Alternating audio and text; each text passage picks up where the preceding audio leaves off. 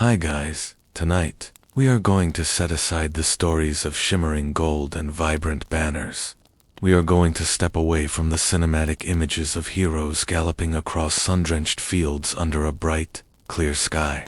Instead, we are going to look into the shadows of the past, into the quiet, heavy reality of what it meant to be a medieval knight. This is not a story of excitement. It is a story of weight, of cold stone, of endless repetition, and of a life that was far more exhausting and far more mundane than any movie would ever suggest. This journey is meant for sleep. It is meant to be a slow, steady walk through a drafty corridor of history, where the only sounds are the rhythmic clinking of mail and the distant, muffled sound of rain against a thick, stone wall. As you listen, I want you to feel the air around you grow cooler and the world outside grow distant. We are traveling back to a time of silence and stone. In the popular imagination, the knight is a figure of grace, but the reality was a heavy, slow-moving endurance. It was a life defined by physical burden and a constant quiet strain on the body and the mind. Imagine, for a moment, that you are this knight. You are standing in a small, square room high within a keep. The walls are made of gray granite, and they are damped to the touch. The air is still. There is no music here. There is only the slow, steady rhythm of your own breathing, echoing slightly against the masonry. You are preparing for a day that will be like almost every other day, a day of waiting, a day of wait, and a day of quiet discipline. The first thing you feel, even before you dress, is the cold. It is a deep, invasive cold that lives within the stones of the castle. It never truly leaves. It settles into your bones in the early hours of the morning, long before the sun has even thought of rising. You move slowly, your joints feeling stiff and thick, like cold oil. There is no rush. There is nowhere to go quickly. Every movement is deliberate. You reach for your undergarments, thick, heavy linen that has been washed so many times it feels soft but remains stubbornly cool. Then comes the gambeson. This is the foundation of your existence. It is a thick, quilted tunic, stuffed with layers of linen, or wool, or even horsehair. It is heavy, even without the metal. As you pull it over your head, the world becomes muffled for a moment. The scent of it is familiar, smells of old sweat, of lanolin, of wood smoke, and of the oil used to keep your gear from rusting. It is a scent that never leaves you. It is the smell of your profession. You pull the gambeson down, and already you feel the heat of your own body being trapped against you. In the winter, this is a comfort. In the summer, it is a slow, suffocating weight. But today, the castle is cold, and the weight feels like a dull anchor, holding you to the floor now. We must consider the metal. In the movies, the armor is put on in a matter of seconds. In reality, it is a slow, methodical ritual of straps and buckles. You begin with your legs. You sit on a wooden bench, the grain of the wood pressing into your thighs. You reach for the greaves, the plates of steel that will protect your shins. They are cold. When the metal touches your legs, you feel a sharp shiver run up your spine. You tighten the leather straps. You feel the pinch of the hide against your skin. One leg, then the other. Every piece of steel you add changes the way you interact with the world. You are no longer a person of flesh and bone. You are becoming a construction of iron and leather. Next come the cuisses for your thighs, and the pollens for your knees.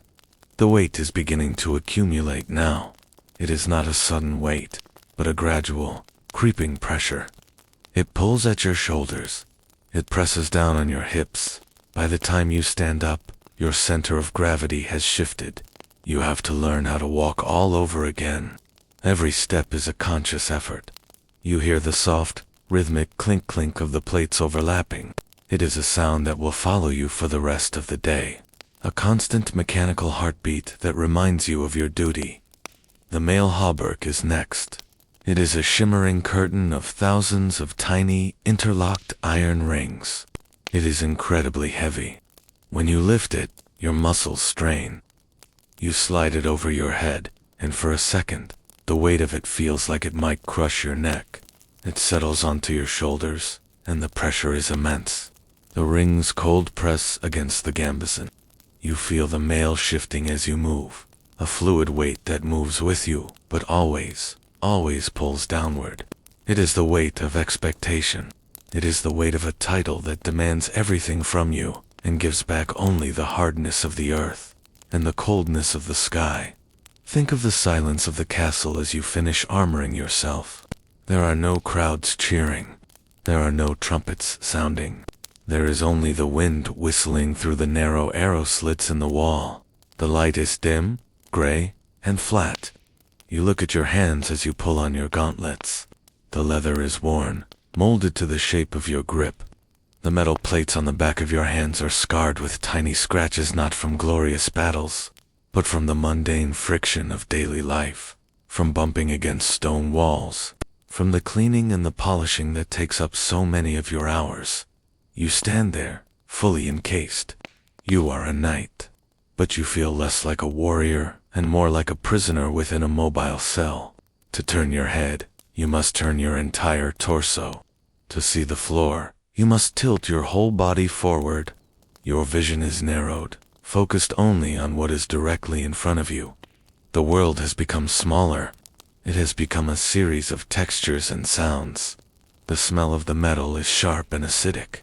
The sound of your own breath is loud inside the space of your helmet, which sits on the table nearby, waiting. The life of a knight was not a series of adventures. It was a life of profound, echoing boredom. Most of your time is spent in this state of readiness, waiting for a lord who may not call, preparing for a conflict that may be miles away, or simply guarding a gate where nothing ever happens. You walk the battlements. The stone is wet under your boots. The mist clings to the valley below, a thick, white blanket that hides the world of the peasants, the world of the fields, the world of people who are allowed to be soft. You are not allowed to be soft. You are an instrument of the state, a piece of living architecture. Imagine the fatigue, not the sharp exhaustion of a sprint, but the dull, aching weariness of carrying 60 pounds of steel for 12 hours straight.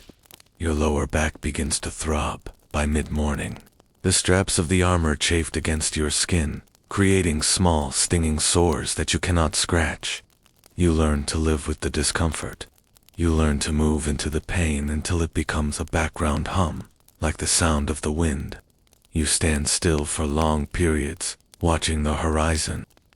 The clouds move slowly, heavy and gray, mirroring the weight you carry. You watch the crows circling the distant woods. They are free to move. You are bound by the iron and the oath. The castles themselves were not the palatial estates of later centuries. They were functional, brutal places. They were machines for defense. The rooms were small and dark. The floors were covered in Russia's dried grass and herbs that were meant to mask the smell of dampness and waste. But they often just smelled of rot and dust. There was no privacy. You slept in halls with other men, the air thick with the sound of snoring and the smell of unwashed bodies. You lived in a state of constant, low-level tension. The silence of the castle was never a peaceful silence. It was a heavy silence, a silence of watchfulness. You think about the discipline. From the time you were a child, your body has been molded for this. You were taken from your home at the age of 7.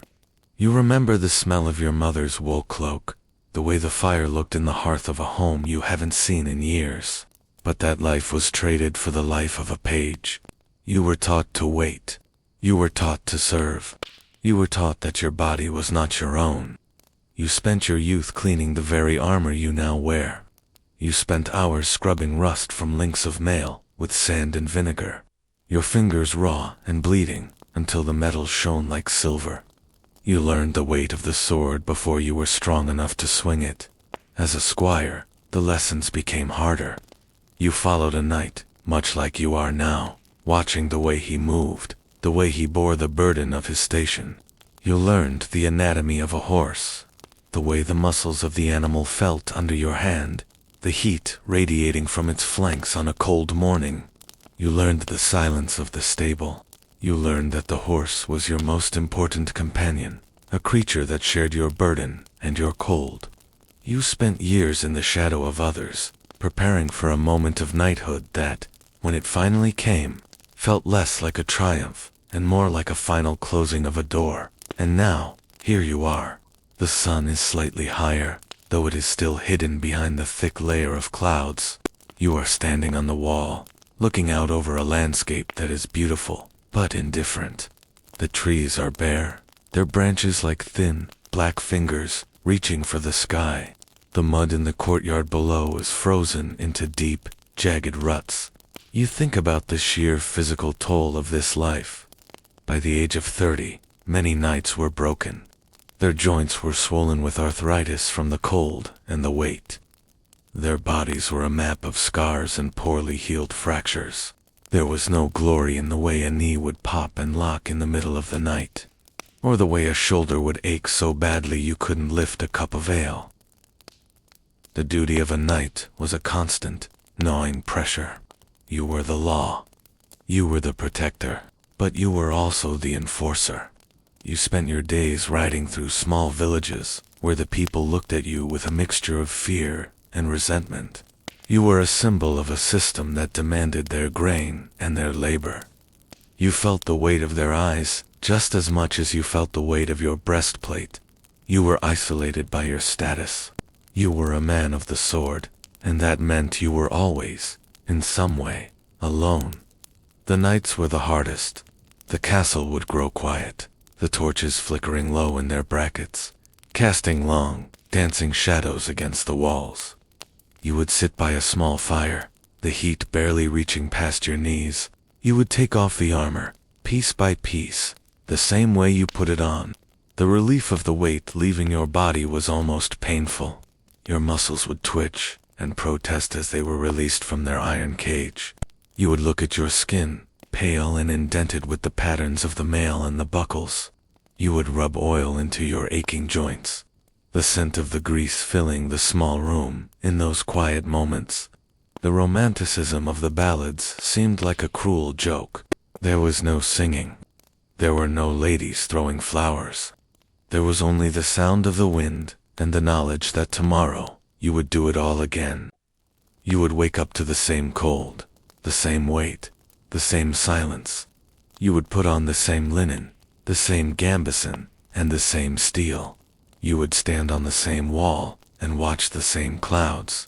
But as you sit there in the fading light of your internal memory, let your mind drift back even further. Let the weight of the armor fade away completely. Imagine you are no longer the man in the steel. Imagine you are younger. The world is softer. The stone walls of the castle are not a prison, but a playground. You are a young boy, a page, running through the lower courtyards. The sun is actually warm on your face. You can feel the texture of the dirt beneath your bare feet. You haven't yet learned the weight of the sword. You haven't yet learned the coldness of the mail. You are sitting in the kitchen of the great hall, hidden in a corner behind a stack of firewood. The air here is warm and smells of baking bread and roasting meat. It is a thick, golden smell that wraps around you like a blanket. You listen to the distant hum of voices, the servants gossiping, the cooks shouting, the clatter of wooden bowls. It is a human sound, a busy sound. You are small, and the world is very big, but it is full of possibilities. You aren't thinking about oaths, or land, or duty. You are thinking about the way the light catches the dust motes dancing in a shaft of sun from a high window. You watch those dust motes. They move so slowly, drifting up and down, swirling in invisible currents of air. You feel your eyelids growing heavy as you watch them. The warmth of the kitchen is making you drowsy. The sounds of the castle become a soft, rhythmic blur. You lean your head back against the rough wood of the firewood pile. It's not comfortable, but it's safe. You are just a child, and for now, the future is a long way off. The armor is just a story someone else tells. The cold stone is just a place to sit. The memory shifts. You are in the stables now. It is evening. The horses are huffing softly in their stalls. The sound of their breath, a deep, vibrating comfort. The smell of dry hay is sweet and dusty. You are lying in the loft, buried in a pile of straw that is prickly but warm. You can hear the rain starting to fall on the thatch roof above you. It is a gentle, steady patera sound that tells you that you are inside, that you are dry, and that you have nothing to do until the morning. The weight of your life hasn't happened yet. You are light. Your body is limber and free of ache. You close your eyes in the straw, and the world begins to dissolve into the sound of the rain. The clinking of the mail is gone. The pressure on your shoulders is gone. The narrow vision of the helmet is replaced by the vast, dark expanse of sleep. You are drifting. The castle is quiet. The fire in the hall is a dying ember. The wind is just a whisper. You are no longer a knight. You are no longer a soldier. You are just a soul in the quiet dark of the Middle Ages, finding a moment of peace in the long, slow stretch of time. The history is heavy, but your sleep can be light. The stone is cold, but your bed is warm. Let the details of the armor and the duty fall away, one by one, like leaves falling from a tree in autumn. Each piece of steel falls silently into the tall grass. Each buckle each strap loosens. You are becoming lighter and lighter. The rain continues to fall. It washes away the dust of the road. It cools the heat of the forge. It softens the hard edges of the world. You are sinking into the hay, sinking into the silence, sinking into the deep, gray mist that covers the valley. There is no more watching. There is no more waiting. There is only the slow, steady rhythm of the night. You are safe. You are tired. You are going to sleep now. The story of the night is over for today. The metal is put away. The horse is at rest. The castle is asleep. And you are falling. Falling into the quiet. Falling into the soft, heavy layers of the past, where everything is still, and everything is calm, and everything is silent. As the light fades entirely, you feel the coolness of the linen sheets against your skin. A phantom sensation from a life you never lived, yet one that feels so familiar. The weight of the world is gone. You are just a breath in the dark. A single, quiet breath. The history of the world is a long, slow book, and tonight, we have closed the page. The ink is dry. The candle is out. There is only the dark, and the rain, and the deep, heavy peace of the stone. Sleep now. Sleep. We continue our slow journey into the past. We are leaving the heavy steel and the cold battlements behind for a moment, and we are moving back in time, to the very beginning of a life defined by stone and duty. The life of a knight did not begin with a sword. It began with a departure. Imagine you are a small child, perhaps no older than 7 years of age, at an age when modern children are just beginning to navigate the world of play and school. Your path is already set in stone. You are the son of a noble house, but in this world, that does not mean a life of leisure. It means you are a resource. You are a piece of a larger puzzle of land, loyalty, and bloodlines. The morning you leave your home is gray. The air is thick with the scent of damp earth and the smell of wood smoke from the kitchen fires. There is no grand ceremony. There are no long, tearful goodbyes. In the medieval world, emotions are kept under the same tight discipline as the household accounts. You stand in the courtyard of your father's manor, wearing a small tunic of thick, undyed wool. Your boots are stiff, made of dark leather that has been greased to keep out the morning dew. You look up at the walls of the home you have known since you were born. You know every crack in the mortar, every loose stone where the moss grows thick and green. But you are leaving. You are being sent to the household of another lord, perhaps an uncle, or a powerful ally of your father. This is the fosterage system. It is designed to ensure that you learn the ways of the world, away from the comforts of your mother's influence. It is designed to break the softness of childhood early. The journey is slow. You sit on a small pony, its coat rough and warm beneath your legs. The rhythm of its walk is a steady thump-thump, thump-thump on the dirt track. You travel through forests, where the trees are ancient and the shadows are long. You pass fields where peasants are working the soil, their backs bent, their movements repetitive and slow. You see the world as a series of hierarchies. You are above the men in the fields, but you are below the knight who leads your small party. You are a page in training. You are the lowest rung on a very tall ladder. As we move through this memory, feel the air grow cooler. The horse's hooves make a soft, muffled sound on the damp leaves. You are moving toward a new life, a life where your name is less important than your ability to remain silent and obey. When you arrive at the great castle, that will be your home for the next 7 years. You are struck by the silence of its scale. It is not the silence of peace, but the silence of weight. The walls are vast, looming over you like mountains of gray granite. You are led through the outer gates, past the guards, who stand like statues, their eyes fixed on the horizon. You are taken to the master of the pages, a man whose voice is as dry as old parchment. Your life as a page is a life of service. It is the foundation of the discipline that will one day allow you to stand for hours in 60 pounds of steel. You do not begin with a sword. You begin with a basin of water. You begin with a towel. You begin with the art of waiting. Imagine the great hall at dinner. The room is vast, the ceiling lost in the shadows of the timber rafters.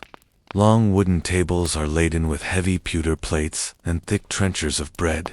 The air is a thick soup of smells: roasted venison, spiced wine, the sharp scent of the rushes on the floor, and the underlying metallic tang of the weapons hanging on the walls. You stand behind the chair of the Lord. You do not speak. You do not move unless you are signaled. Your task is to anticipate a need before it is voiced. If the Lord's cup is low, you fill it. If a towel is needed, you provide it. You learn to read the subtle shifts in a man's posture. You learn to exist in the background, a shadow in a tunic. This is not about humility in the modern sense. It is about the total suppression of the self. You are learning that your body and your time do not belong to you. They belong to the rank you hold and the Lord you serve. The discipline is constant. If you fidget, you are corrected. If you speak out of turn, you are punished. The correction is not out of cruelty, but out of a functional necessity. A knight who cannot control his own movements is a knight who will die in the chaos of a shield wall. You are being forged, slowly, like a piece of iron in a cold fire. The days are long and repetitive. You wake before the sun, when the castle is at its coldest. The stones seem to exhale a chill that seeps through your thin palate. You wash in water that is often filmed with a thin layer of ice. You spend your mornings in the schoolroom, if the chaplain is inclined to teach. You learn the basics of the law, the lineage of the great families, and the intricate codes of behavior. You learn how to speak with a measured tone, how to bow with the correct degree of depth, how to navigate the complex social landscape of the court. You learn that every person in this world has a fixed place: the blacksmith in the courtyard, the stable hands, the laundry women, the knights, the priest. Everyone is a part of a clockwork mechanism. To step out of your place is to break the machine. You feel the safety of this structure, but also its weight. There is no room for finding yourself. You are being told who you are every hour of every day. In the afternoons, you are in the courtyard. Here, the physical training begins, though it is still modest. You do not use real weapons yet. You use wooden staves. You practice the quinton, a wooden post with a rotating arm. You run toward it, striking the shield with your staff, learning how to absorb the impact without losing your balance. The wood jars your arm. The vibration travels up through your elbow and into your shoulder. It is a dull, repetitive ache. Thack, thack. The sound of wood hitting wood echoes in the courtyard, over and over, until it becomes a part of the background noise of the castle, like the clucking of the chickens or the distant ringing of the chapel bell. You are tired. Your hands are developing calluses. You are no longer the soft child who left his father's manor. Your frame is leaning out, your muscles becoming taut and stringy. Think of the winter evenings as a page. You are sitting on a stone bench in the corner of a drafty corridor, waiting for an errand. The only light comes from a single tallow candle that flickers and gutters in the draft. The smell of the tallow is heavy and greasy. You watch your shadow on the wall. It looks larger than you feel. You are surrounded by history, by the ghosts of the men who built these walls and the men who died defending them. You feel very small, but you also feel like a link in a very long chain. The years blur together. The seasons change the color of the moss on the walls, from vibrant green in the spring to a dull, crusty brown in the heat of August. You grow taller. Your voice deepens. You are no longer a child to be petted or ignored. You are becoming a squire. The transition to a squire happens around the age of 14. It is a shift from domestic service to military apprenticeship. You are no longer serving wine. You are cleaning the instruments of death. This is the era of the scrub and the oil. Imagine yourself in the armory. It is a low-ceilinged room, thick with the smell of linseed oil and vinegar. Sunlight filters through a high, barred window, illuminating the dust that hangs in the air. Before you lies a suit of mail. It is a tangled mass of thousands of iron rings, many of them spotted with the orange bloom of rust. Your job is to clean it. You do not have machines. You have a barrel of sand. You put the mail into the barrel and you roll it. You roll it for hours. The sound is a constant, grinding roar. Shush. Then, you take it out and you inspect every single link. You use a small brush and a mixture of oil and fine sand to scrub away the remaining corrosion. Your fingers become stained a deep, permanent gray. The grit gets under your fingernails and into the creases of your skin. It is a task of incredible boredom, but it is a task of life and death. If a link is weak, the knight you serve may die. You are learning the value of the mundane. You are learning that glory is built on hours of repetitive, dirty labor. As a squire, you are assigned to a specific knight. You are his shadow. You move when he moves. You sleep across the threshold of his door. You are his valet, his groom, and his protector. You learn the anatomy of the horse in a way that is almost spiritual. You spend hours in the stables, the air warm and humid with the breath of the great war horses. These are not the gentle ponies of your childhood. These are massive, muscular animals, bred for aggression and stamina. You brush their coats until they shine like polished walnut. You check their hooves for stones. You learn the language of their ears and the tension in their flanks. You realize that a knight and his horse are a single unit, a centaur of flesh and steel. When you finally begin to ride them, the power beneath you is terrifying. You feel the massive muscles bunching and releasing. You learn to control this power not with strength, for the horse is always stronger, but with balance and will. The training becomes more intense. You are now allowed to use steel, though it is blunt. You practice the coup de lance, the strike. You ride at full gallop toward a target, the wind rushing past your ears, the world becoming a blur of green and gray. You have to keep the heavy wooden lance steady, tucked under your arm, while your body absorbs the rhythmic jolts of the horse's stride. The lance is heavy. It wants to dip. It wants to sway. Your shoulder aches from the effort of holding it true. And when it hits the target crack, the shock travels through the wood and into your chest, threatening to unseat you. You do this 10 times, 50 times, 100 times, until the movement is no longer a conscious thought. Until the lance is simply an extension of your own arm. There is no cheering. There is only the critical eye of the master of arms and the quiet, heavy breathing of your horse. You are learning that being a knight is about endurance.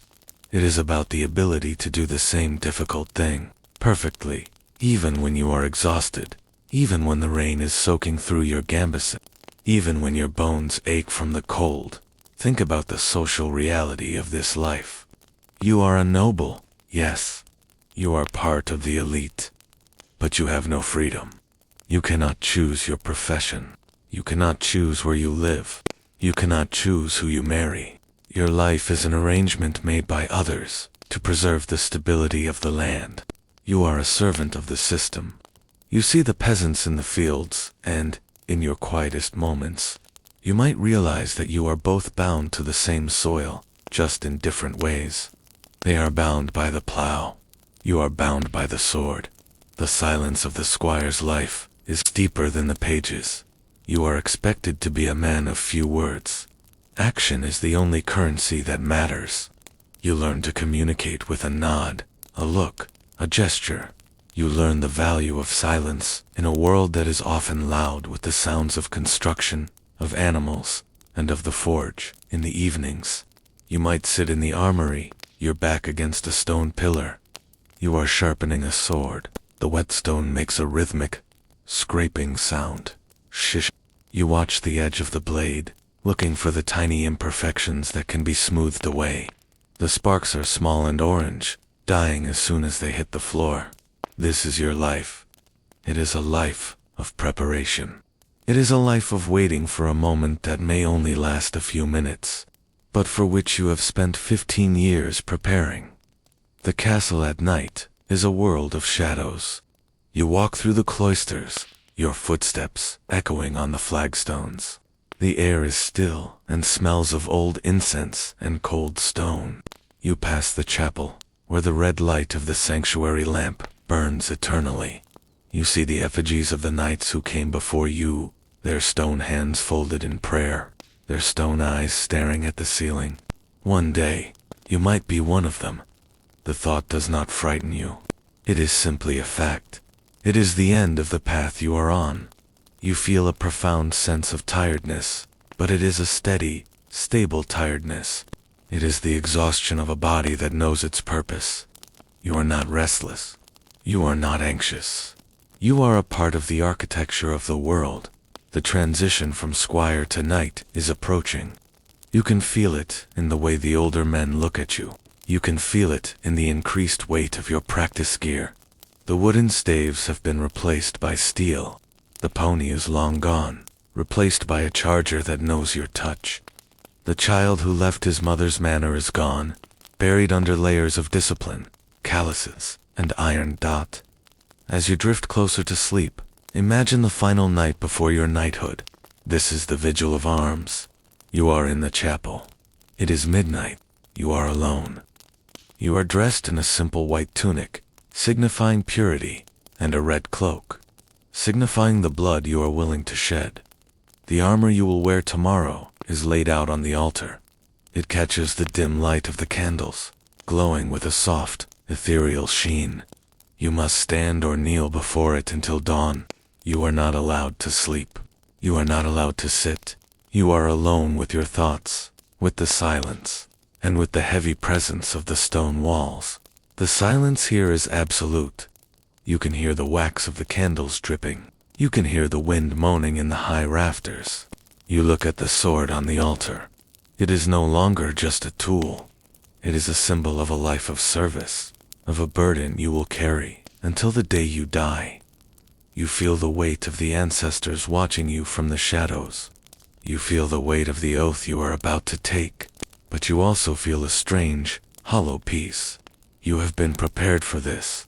Every bowl of water you carried as a page, every barrel of sand you rolled as a squire, every mile you rode in the rain has all led to this quiet room and this cold floor. The darkness of the chapel is not empty. It is full of the history of your people. It is full of the expectations of your lord. It is full of the steady, unchanging reality of the medieval world. As the first hint of gray light begins to touch the high windows of the chapel, you feel your body moving into a state of deep, meditative stillness. The fatigue has passed through you and come out the other side as a form of clarity. You are ready to be encased in the steel. You are ready to become the knight. But for now, in this moment of the story, the sun has not yet risen. The vigil continues. The candles are low. The world is still. You are suspended in that quiet space between the boy and the man, between the squire and the knight. Let your breath slow down to match the rhythm of the dripping wax. Let your mind become as still as the stone effigies in the corner. The armor is waiting. The horse is waiting. The world is waiting. But you are in the silence. You are in the peace of the long night. The training is almost complete. The transition is almost here. But the sleep comes first. The deep, heavy sleep of a soul that has found its place in the world. The stone is cold, but the spirit is quiet. The night is long, but the rest is deep. The path is set, and you are exactly where you need to be. Imagine you are standing in the center of a small stone chamber. The floor is cold beneath your feet, even through your thick wool stockings. Before you, laid out on a long wooden trestle table, is your harness. In the dim, gray light of the morning, the steel does not shine. It has a dull, waxy luster from the oil used to protect it from the dampness of the castle air. It looks heavy, because it is heavy. It is a collection of plates and rings that, when combined, will weigh nearly 60 pounds. But it is not a dead weight. It is a weight that must be distributed across every muscle of your body. We begin at the very bottom. Before the steel touches you, there is the padding. You pull on your arming doublet. It is a thick, quilted garment, made of many layers of linen stitched tightly together. It feels stiff and restrictive. It smells of old lavender and sharp vinegar, used to keep the fabric clean and the faint, lingering scent of last week's sweat. You feel the thickness of the quilting across your chest and shoulders. It is designed to absorb the shock of a blow, but its immediate effect is to trap your body heat. Even in this cold room, you begin to feel a faint warmth building beneath the linen dot. Now, we look at the feet. You reach for the sabot. These are the foot coverings, made of several overlapping scales of steel. They look like the shell of a crustacean. You slide your leather-shod foot into the metal casing. It is cold, and the metal makes a soft, hollow clink as it rests on the stone floor. You feel the weight immediately. Your feet, usually light and nimble, now feel like lead weights. You cannot move your toes freely. You have to learn to walk with a flat-footed, deliberate gait. You pulled the leather straps tight around your ankles. The buckles are small and fiddly, and your fingers move slowly in the chilly air. Next come the greaves. These are the plates that protect your shins and calves. They are shaped like the anatomy of a leg, curved and hollow. You place the front plate against your shin. The cold of the metal seeps through your wool hose, a sharp, bracing sensation. Your squire or perhaps you are doing this yourself, slowly and methodically aligns the back plate. The two halves of the steel cylinder meet with a dull snick. You feel the pressure around your lower leg. It is a supportive feeling, but also a confining one. You'll tighten the straps. 1, 2, 3. The leather bites into the padding. Above the greaves are the pulins, the knee guards. These are perhaps the most complex pieces of the lower body. They have fan-like protrusions to protect the side of the joint. When you bend your knee, the steel plates slide over one another with a rhythmic, rasping sound -she-CHT, she-CHT. It is the sound of your movement being translated into mechanical action. You feel the weight pulling on your hips now. The lower legs are finished, and already, you feel a sense of disconnection from the ground. You are standing on the earth, but you are separated from it by layers of iron. The cuisses cover your thighs. These are large, broad plates of steel. They are heavy, and they do not stay up on their own. They must be pointed, tied with thick linen cords to the eyelets in your arming doublet. You reach down, fumbling with the cords. You tie a double knot. You feel the weight of the thigh armor being transferred to your waist and shoulders. This is a crucial realization. In a well-made harness, the weight is not carried by the limbs, but by the core of the body. You feel the harness beginning to wrap around you, a slow metallic embrace. Take a deep breath. Already, Your movements are becoming slower. To turn around to reach for the next piece, you must pivot your entire lower body. The fluidity of a human being is being replaced by the rigidity of a machine. Now, we move to the torso. First, the male. You lift the habergeon, a shorter shirt of interlocked iron rings. It is a heavy, shimmering mass. As you pull it over your head, the world goes dark for a second. The smell of the metal is overwhelming now, is a sharp, acidic scent, like old coins and wet stone. The mail settles onto your shoulders with a sudden, crushing weight.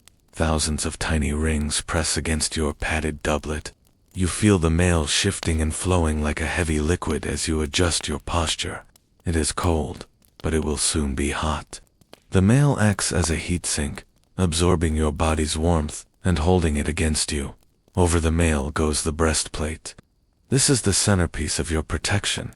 It is a single, large curve of steel, designed to deflect anything that comes toward your heart. You hold it against your chest. It feels like a wall. Your squire goes behind you to fit the backplate. The two halves are joined by straps over the shoulders and at the waist. As the waist strap is tightened, you feel a sudden, profound restriction.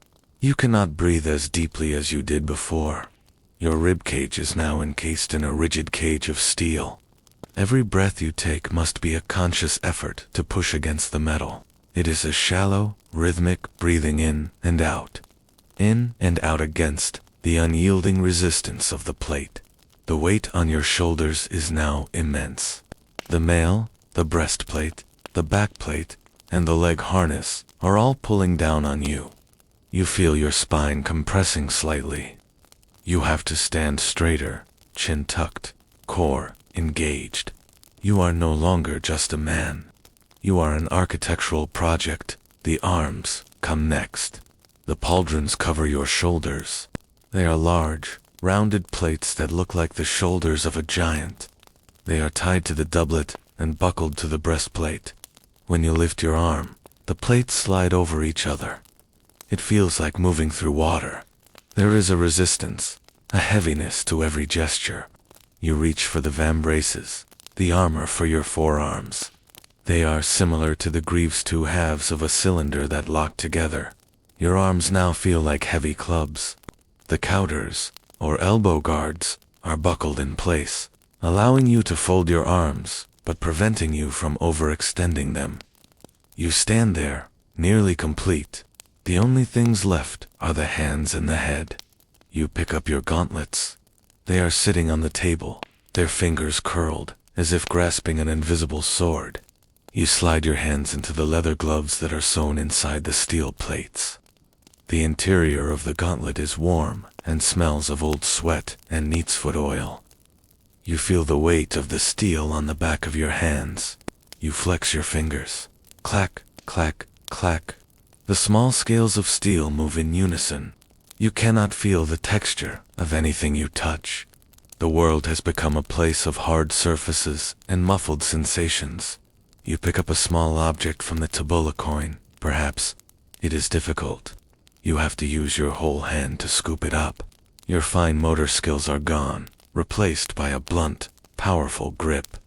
Finally, the helmet. For our journey tonight, it is a great basket. It is a heavy, rounded dome of steel with a pointed visor. You lift it with both hands. It is surprisingly heavy for its size. You lower it over your head.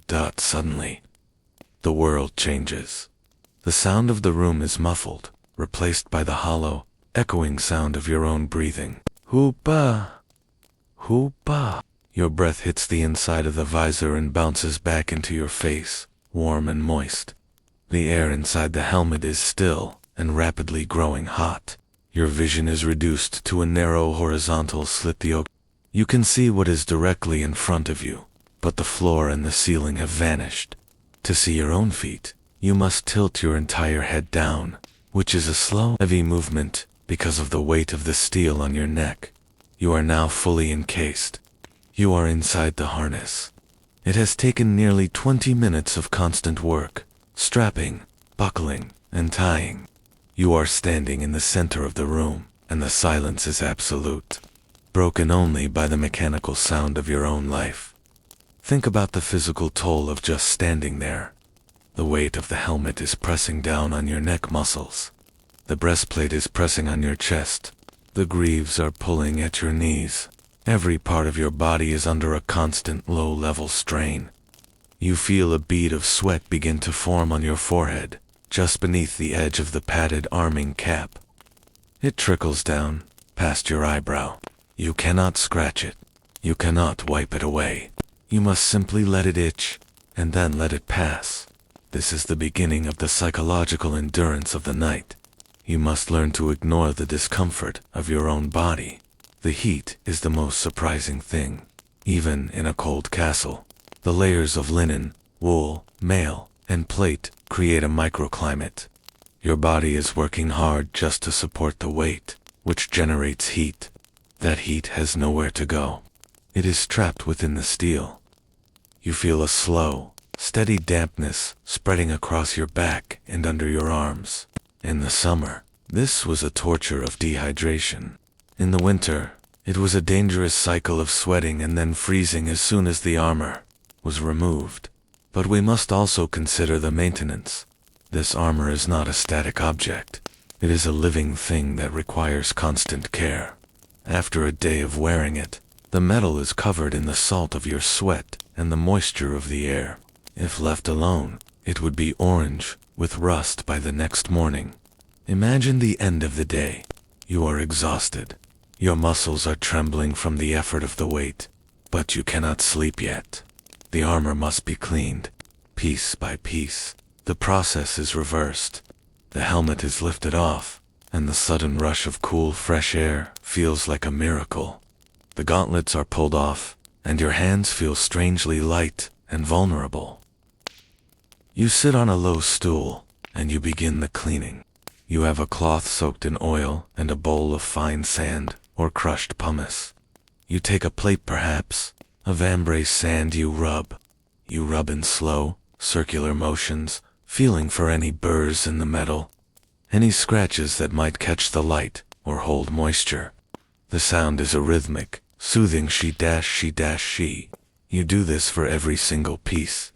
You check the leather straps. Leather is the weakness of armor. It rots in the damp and cracks in the heat. You rub tallow or grease into the straps, making them supple again. You check the buckles, ensuring the tongues are not bent. The mail is the most tedious.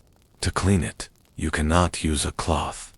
You place the mail in a small barrel filled with dry sand and vinegar. You roll the barrel back and forth across the floor. Rumble thump. The sand scours the rust from the inside of the rings. You do this for an hour, the repetitive sound echoing in the quiet of the armory. Then you take it out, shake it clean, and wipe it down with a lightly oiled rag. This is the life of the night. It is not a life of constant movement. It is a life of preparation and maintenance. It is a life of existing within a machine, as you sit there in your mind. Finished with the cleaning, the armor is laid out once again on the table. It is ready for tomorrow. You look at it, and you feel a strange relationship with the metal. It is your burden, but it is also your identity. Without it, you are just a man, vulnerable and soft.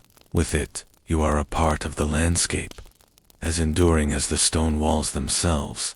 The exhaustion you feel is a deep, heavy fatigue.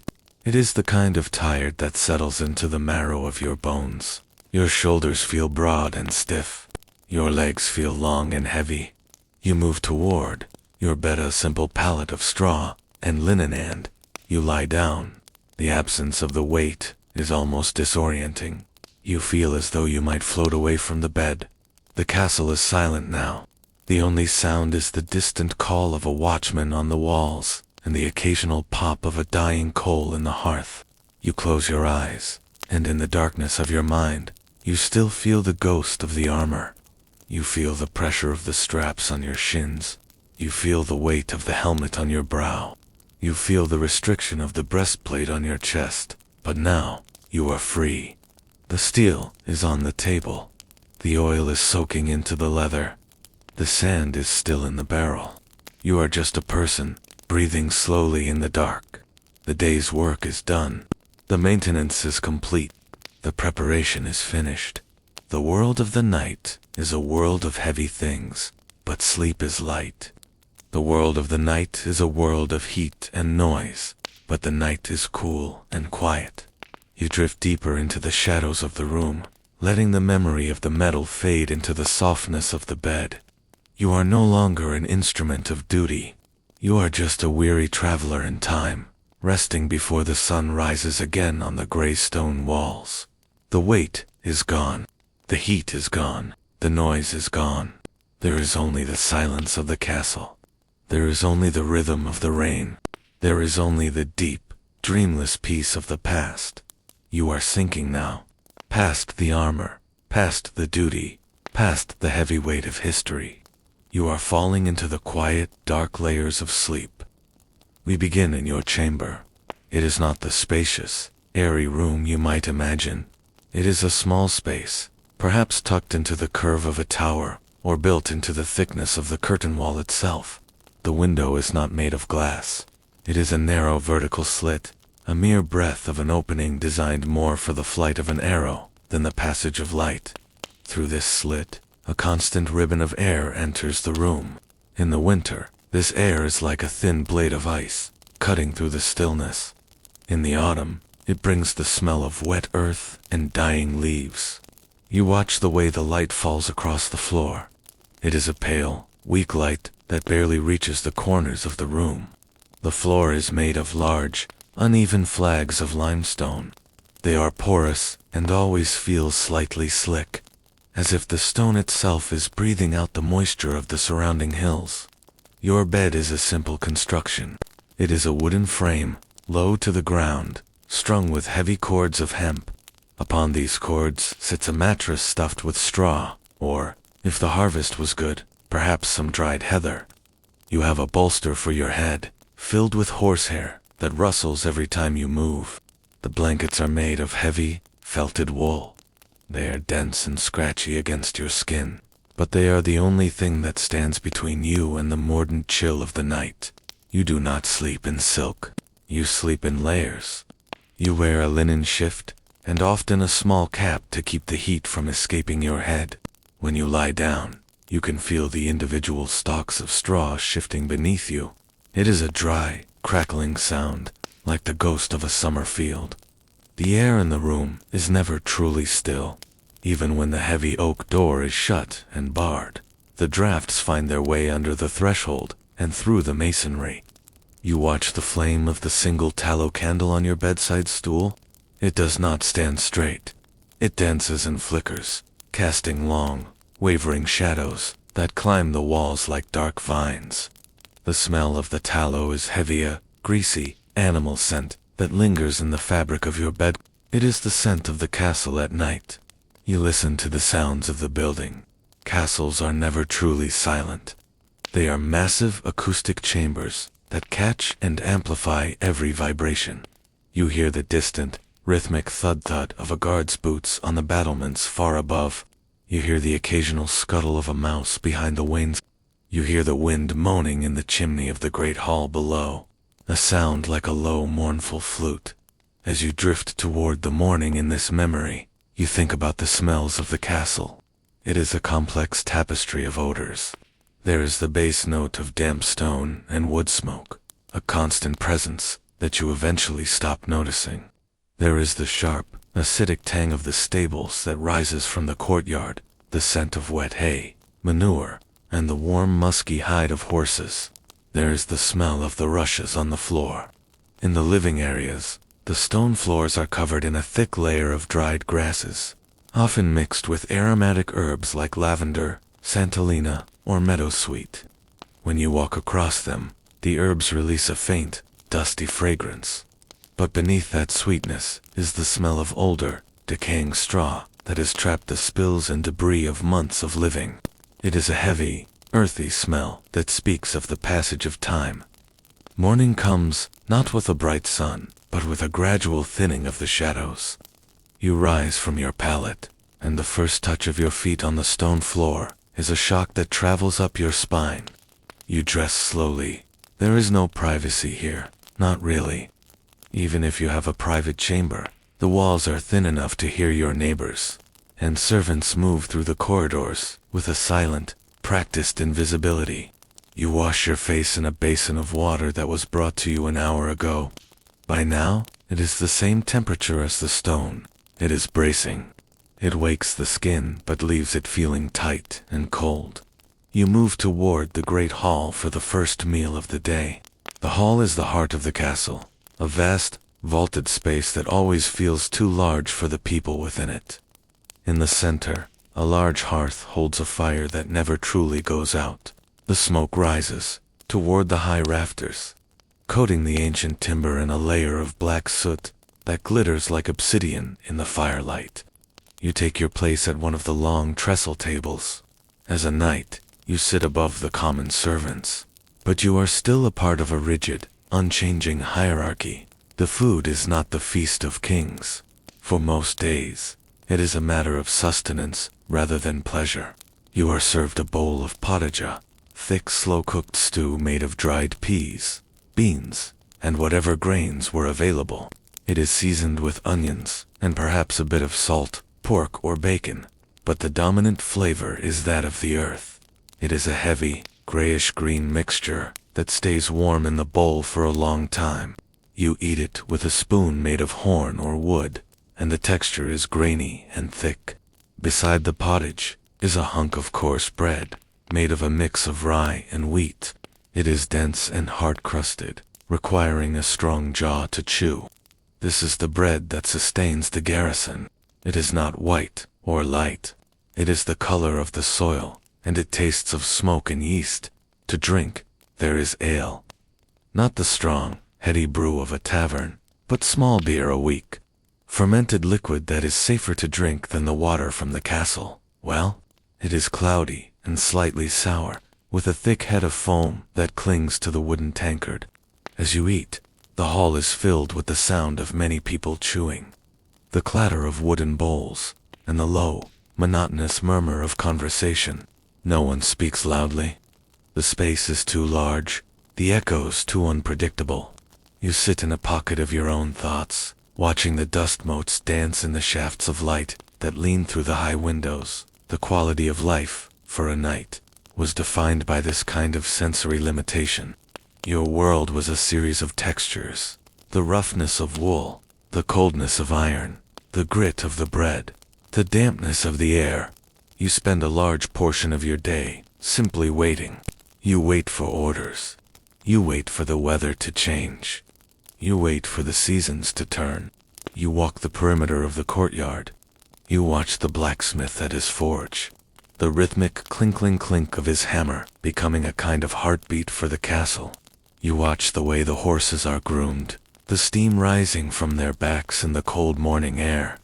You notice the way the moss grows in the shadows of the north tower, a deep, velvety green that seems to be the only thing that thrives in the damp dot. Think about the noise of the castle during the day. It is a mechanical world. There is the constant grinding of the millstones, if the castle has a mill. There is the shouting of orders from the master of arms in the tiltyard. There is the clatter of carts on the cobblestones, their wooden wheels iron-shod and unforgiving. But beneath all of that is the silence of the stone. The walls are so thick, 6, 8, 10 feet of solid masonry, that they swallow the sound of the outside world. When you are deep within the keep, you cannot hear the birds. You cannot hear the river. You only hear the castle itself. You hear the settling of the foundations, the expansion of the wood, and the breath of the wind in the arrow slits. You find a quiet spot in the solar or a recessed window seat. You sit there for a long time, watching the clouds move across the small patch of sky available to you. The sky is often a flat, uninteresting gray, the color of a wet slate roof. You think about the land beyond the walls. You are a protector of that land, but you are also separated from it. Your life is an interior life. Even when you ride out, you carry the castle with you in your mind, the rules, the hierarchy, the heavy expectations of your station. The isolation is a quiet weight. You are surrounded by people's squires, pages, fellow knights, priests, and laborers, yet there is a distance between you. Your status requires a certain decorum, a certain stiffness of posture. You cannot truly relax your guard. You are always a representative of your lord. You feel this in the way the servants move around you, keeping their eyes downcast, their movements efficient and silent. You are a part of the architecture, a living monument to the power of the house you serve.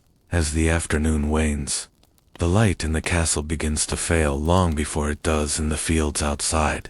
The shadows grow long and deep, pooling in the corners of the rooms and creeping across the tapestries. The tapestries are not just for decoration. They are a vital layer of insulation. They hang several inches away from the stone walls, creating a pocket of still air that helps to keep the dampness at bay. You watch the figures woven into the woolhounds chasing a stag, a lady in a garden, a scene of a distant, idealized battle. They move slightly in the ever-present drafts, as if the figures are trying to breathe. You think about the clothing you wear when you are not in armor. It is heavy, layers of linen underneath, followed by a woolen tunic that reaches your knees. Over this, you might wear a surcoat or a mantle lined with fur a bit, or fox for a night of your standing. The fur is soft, but it is also heavy. It adds to the sense of being enclosed. Everything in your life is a layer. Your room is a layer within the castle. Your clothes are a layer over your skin. Your armor is a layer over your clothes. Your oath is a layer over your soul. Dinner in the evening is a repeat of the morning, perhaps with the addition of a piece of roasted meat if the hunt was successful, or salted fish if it is a fast day. The salt is pervasive.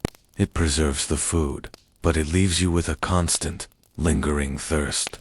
You drink more of the sour ale. You watch the lord at the high table. He is a distant figure, framed by the light of the largest candles.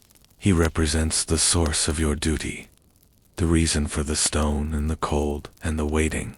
After the meal, the hall clears quickly. There is no reason to stay in the cold, dark spaces once the sun has set. You return to your chamber. The process of undressing is slow.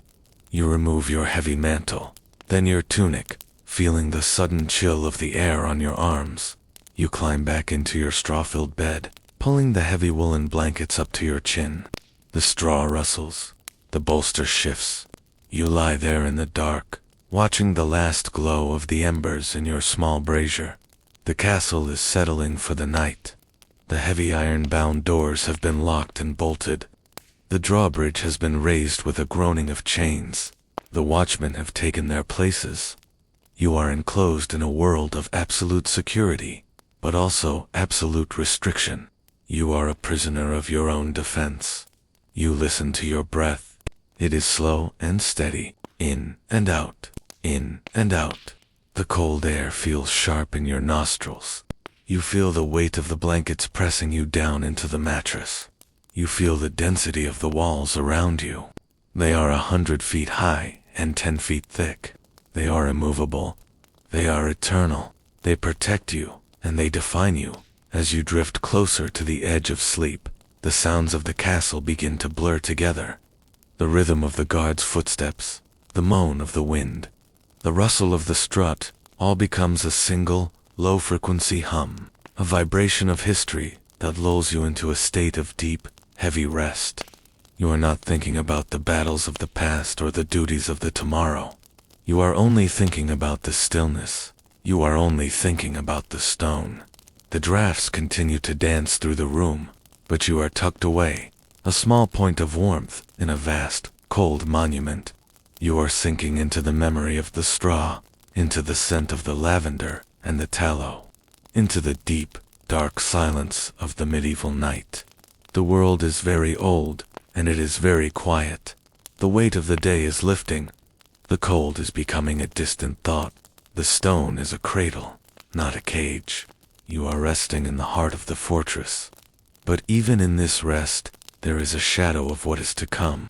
In the quiet of your mind, you know that the morning will bring more than just the cold floor and the gray It will bring the tolling of the bell. It will bring the arrival of a messenger. It will bring the weight of the obligations you have sworn to uphold. You are a knight, and even in sleep, you are under orders. You are part of a machine that never truly stops moving. The transition from the peace of the night to the duty of the day is a slow, inevitable tide. You feel it coming, but for now, you remain in the dark. You remain in the silence. You remain in the weight of the blankets. Let the rhythm of the castle guide you down. Let the history of the walls support you. Let the coldness of the stone remind you of the warmth of your own breath. Sleep is the only place where the night is truly free. Sleep is the only place where the armor is truly gone. Sleep is the place of the straw and the silence. We continue our slow, quiet descent into the past. We have explored the weight of the armor and the coldness of the stone walls. But now we must look at something even heavier. Something that does not rest upon the shoulders, but upon the very soul of the medieval knight. We are going to speak of the burden of the oath. We are going to speak of a life where the word freedom had no meaning, where every hour of your existence was owned by another, and where the concept of loyalty was not a romantic sentiment, but a physical, exhausting reality. As you listen, I want you to feel the world narrowing. The vast horizons of the modern world are gone. There is only the road beneath your feet, the Lord above your head, and the steady, monotonous rhythm of service. This is a journey designed for sleep, a slow march through the fog of history, where the only sounds are the creaking of leather and the distant, muffled beat of a drum. Imagine that you are waking up. It is not a choice. You do not wake because you are rested. You wake because a hand has been placed on your shoulder, or a bell has tolled in the courtyard below. The air in your small chamber is gray and heavy. The light is a thin, watery blue. You do not ask what the day holds. You do not wonder if you will go for a walk or pursue a hobby. Those concepts do not exist for you. You are a knight, and that means you are a vessel for the will of your lord. Your first thought is not, what do I want, but what am I commanded to do? This loss of autonomy is a weight that never leaves you. It is as much a part of your harness as the breastplate. It is a constant, quiet pressure in the back of your mind, a reminder that your body, your skills, and your time are all assets on a ledger that someone else holds. You rise and dress in the same repetitive motions we have discussed before. The linen, the wool, the leather, every layer is a step away from your own identity and a step closer to your function. You move toward the great hall, not to eat a leisurely breakfast, but to receive your orders. You stand among your peers, a row of silent, heavy figures. The Lord speaks. His voice is the only one that matters. Perhaps he commands you to the north to settle a dispute. Perhaps he commands you to the walls to stand watch. Perhaps he commands you to prepare for a journey that will take months. You bow. The movement is stiff, limited by the thickness of your tunic and the discipline of your training. You do not argue. You do not negotiate. You simply accept. We will begin with the reality of guard duty. In the movies, the sentry is a figure of drama, watching for an approaching army.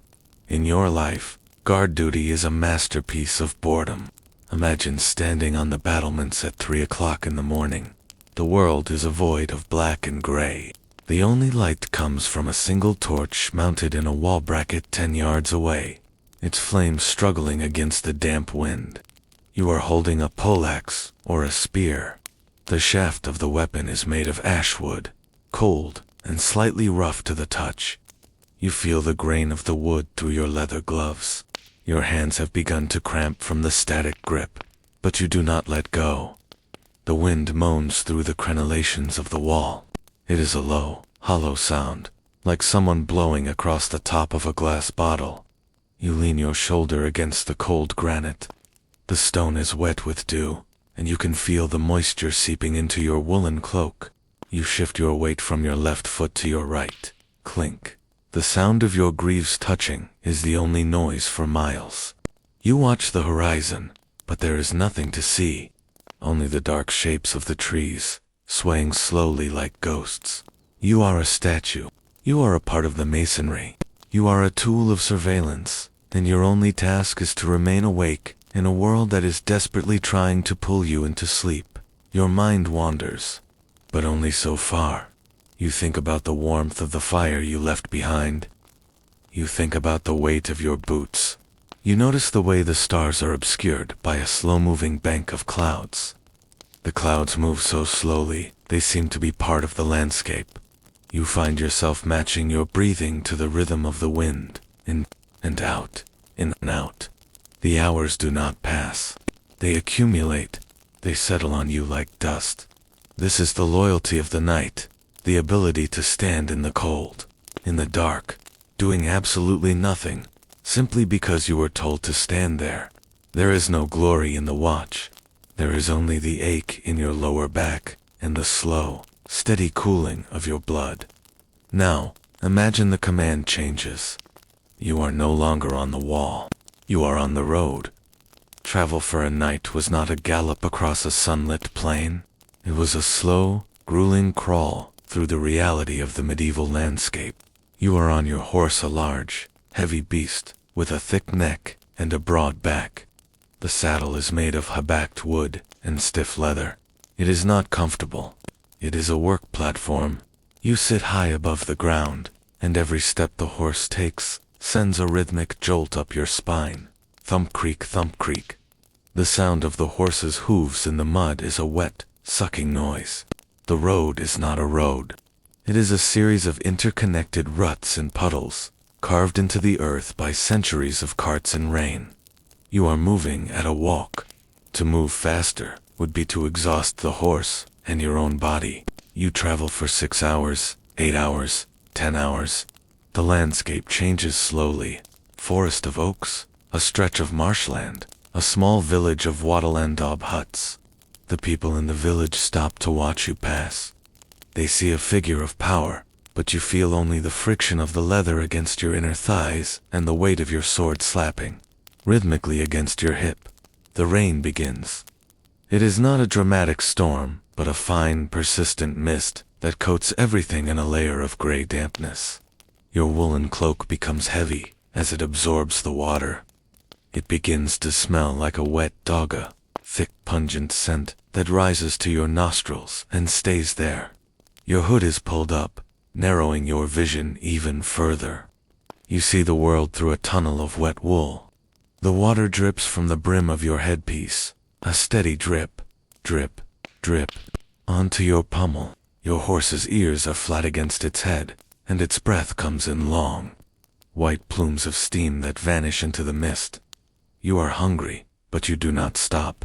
Your lord's business does not allow for breaks. You reach into a leather pouch at your belt and pull out a piece of dried meat, hard, salty, and difficult to chew.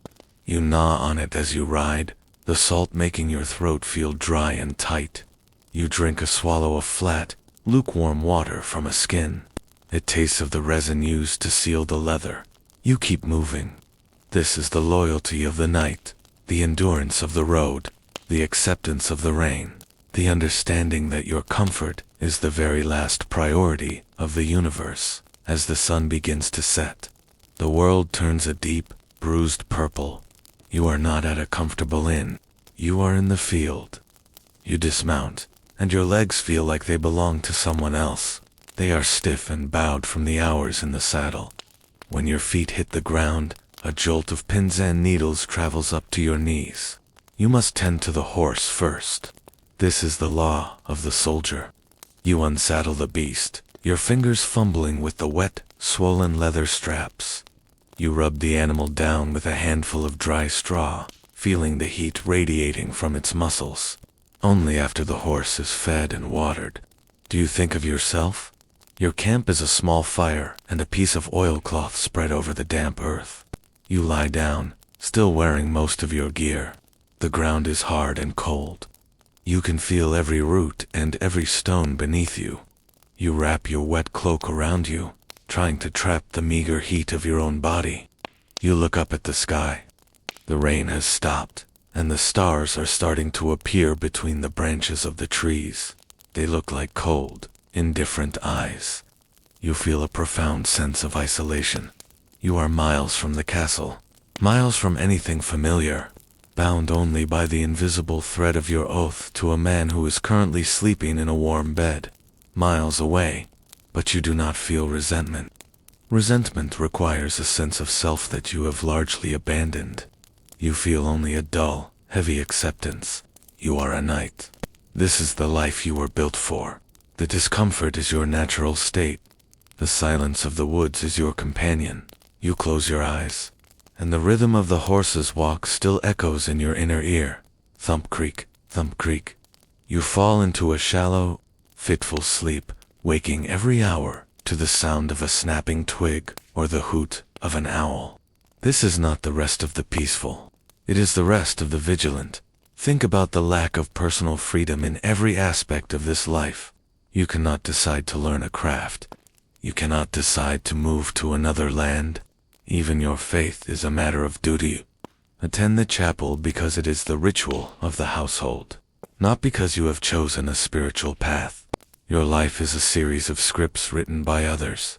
You are a performer in a long, slow play that began long before you were born and will continue long after you are gone. There is a strange hollow peace in this total submission. When you have no choices, you have no anxiety. There is no what if. There is only what is. The road is mud.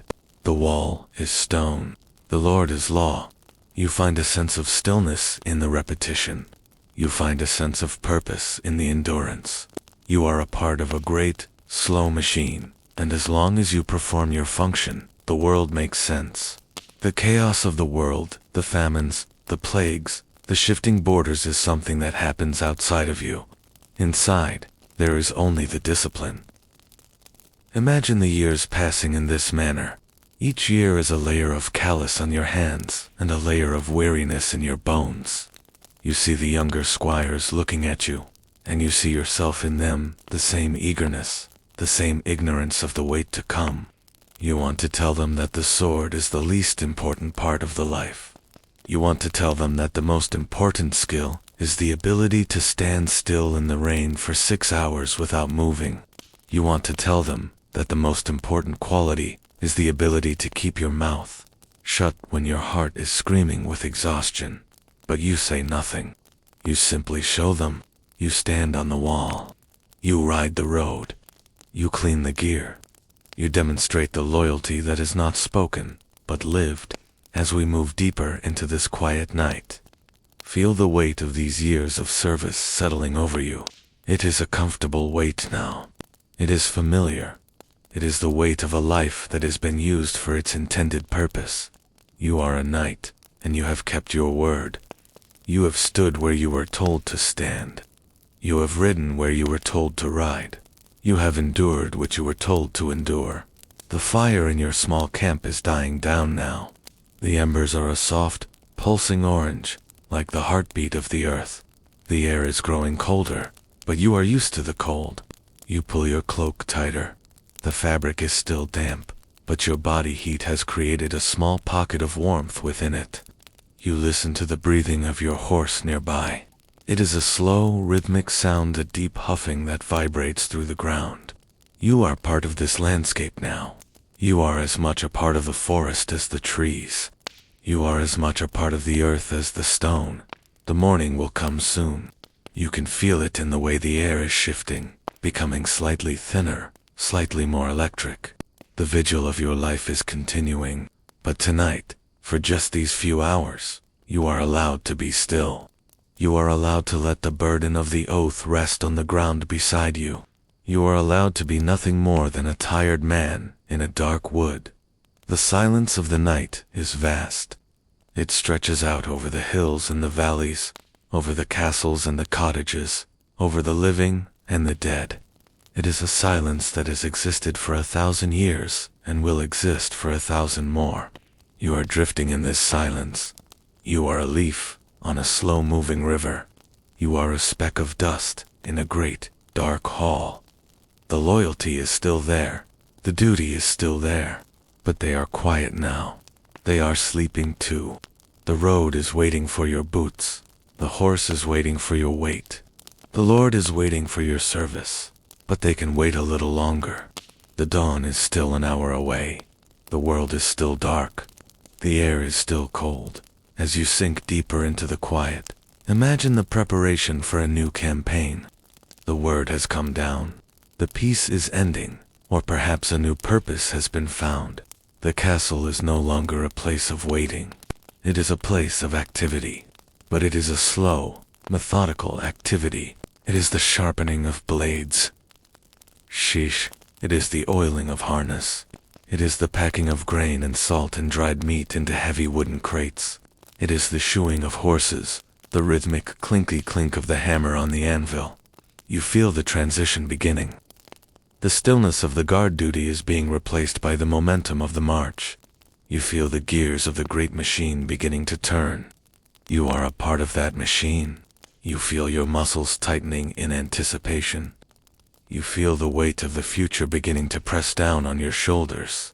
But for now, the sun has not yet broken the horizon. The dew is still heavy on the grass. The horse is still asleep on its feet. The fire is just a memory of heat. You are at peace with the burden. You are at peace with the road.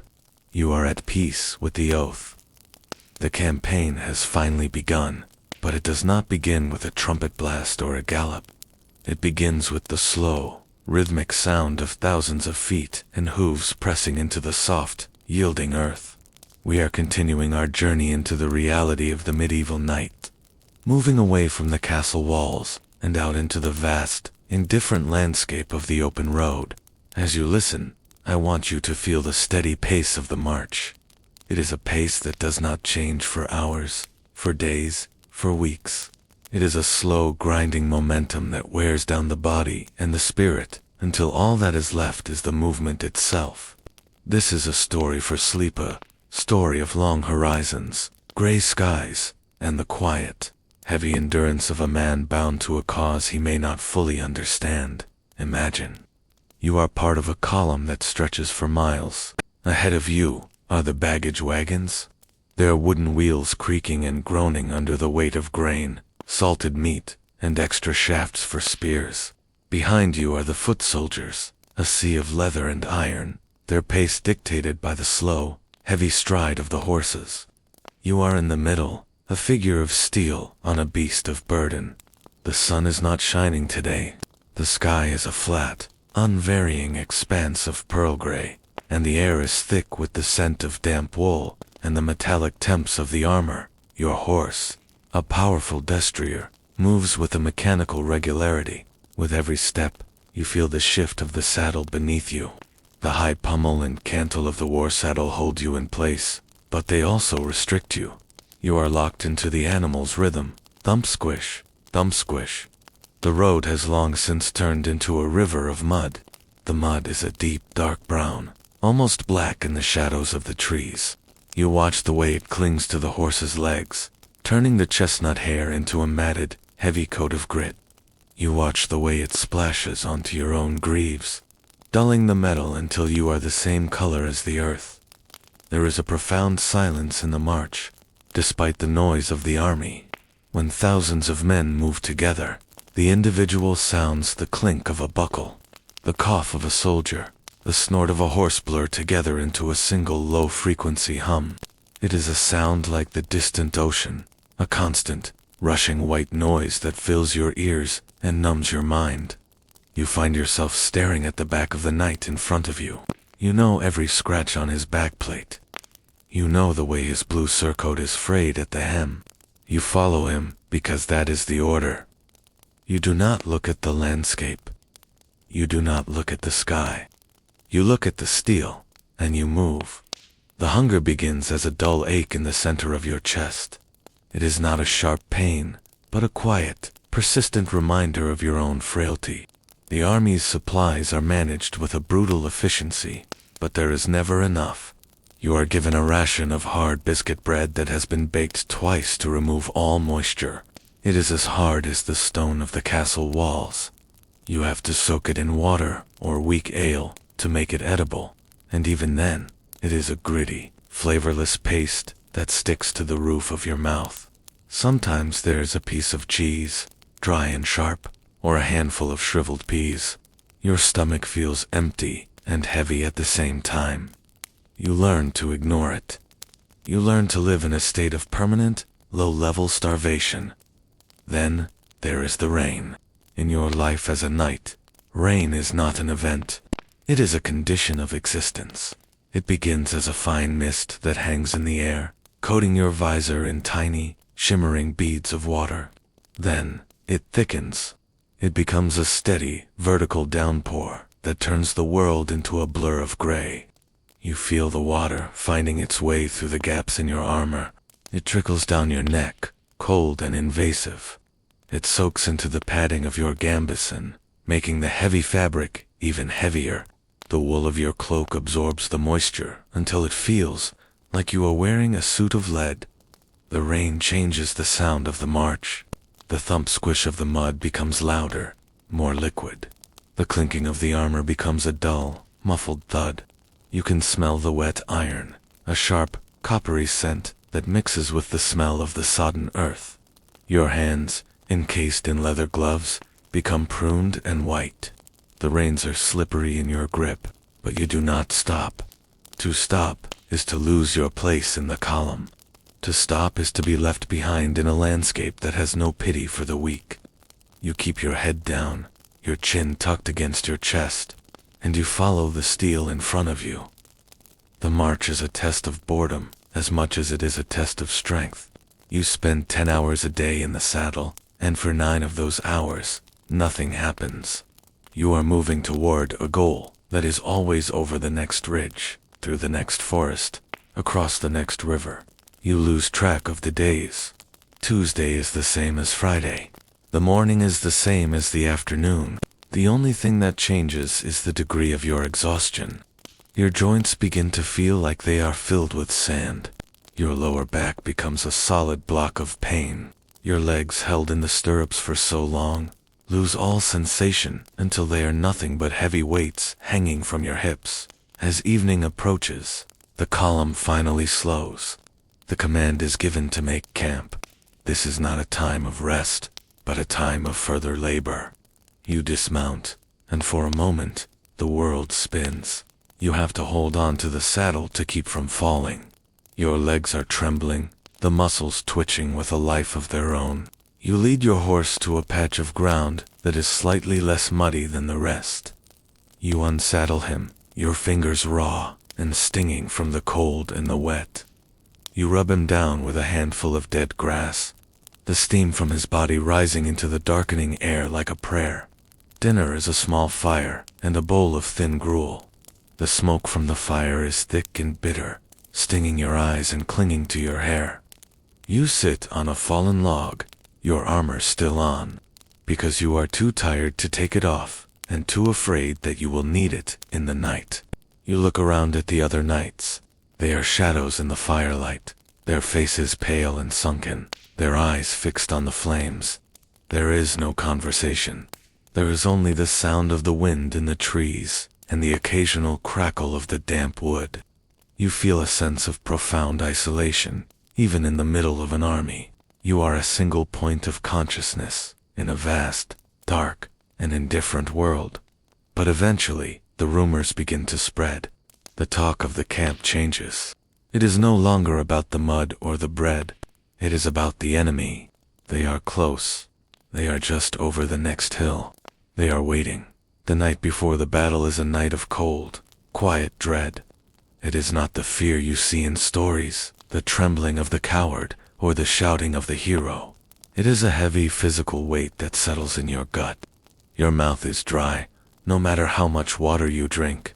Your heart beats with a slow, heavy thud lube-dub, that you can feel in your fingertips.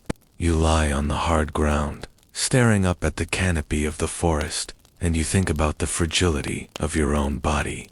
You think about the way the steel of your armor, which seems so strong in the courtyard of the castle, now feels like a thin, precarious shell.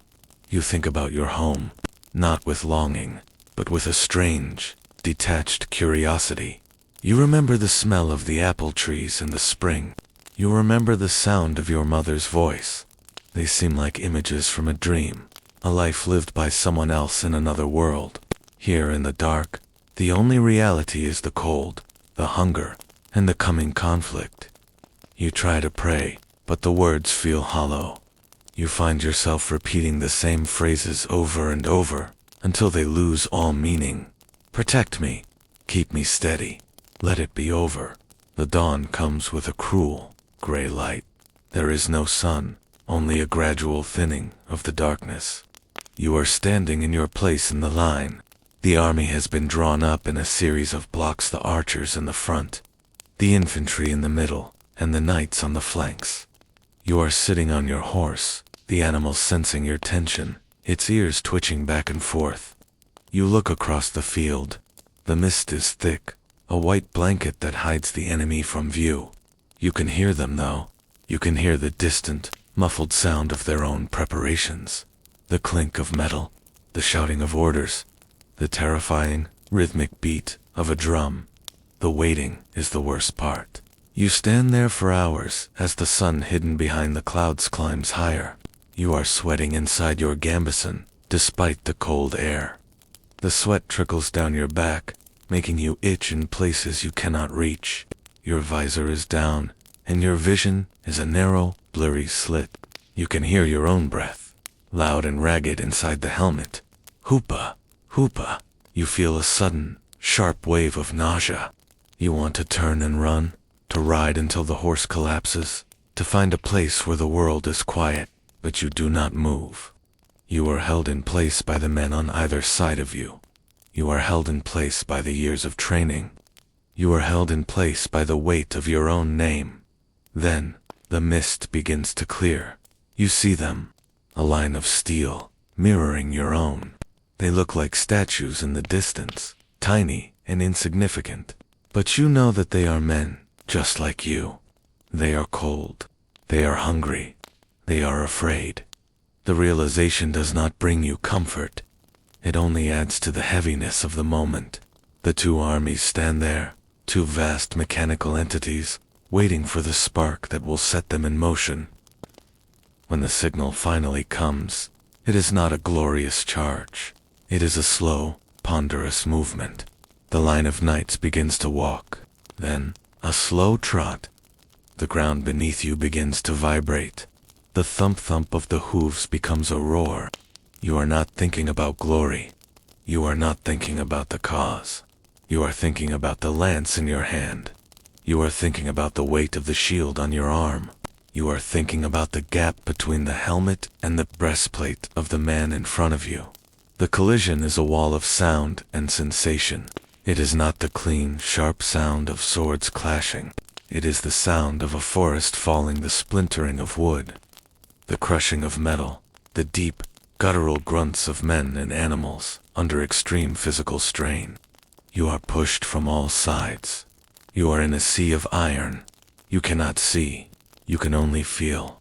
You feel the jar of a blow against your shield that nearly numbs your arm. You feel the horse beneath you struggling to keep its footing in the blood-slicked mud.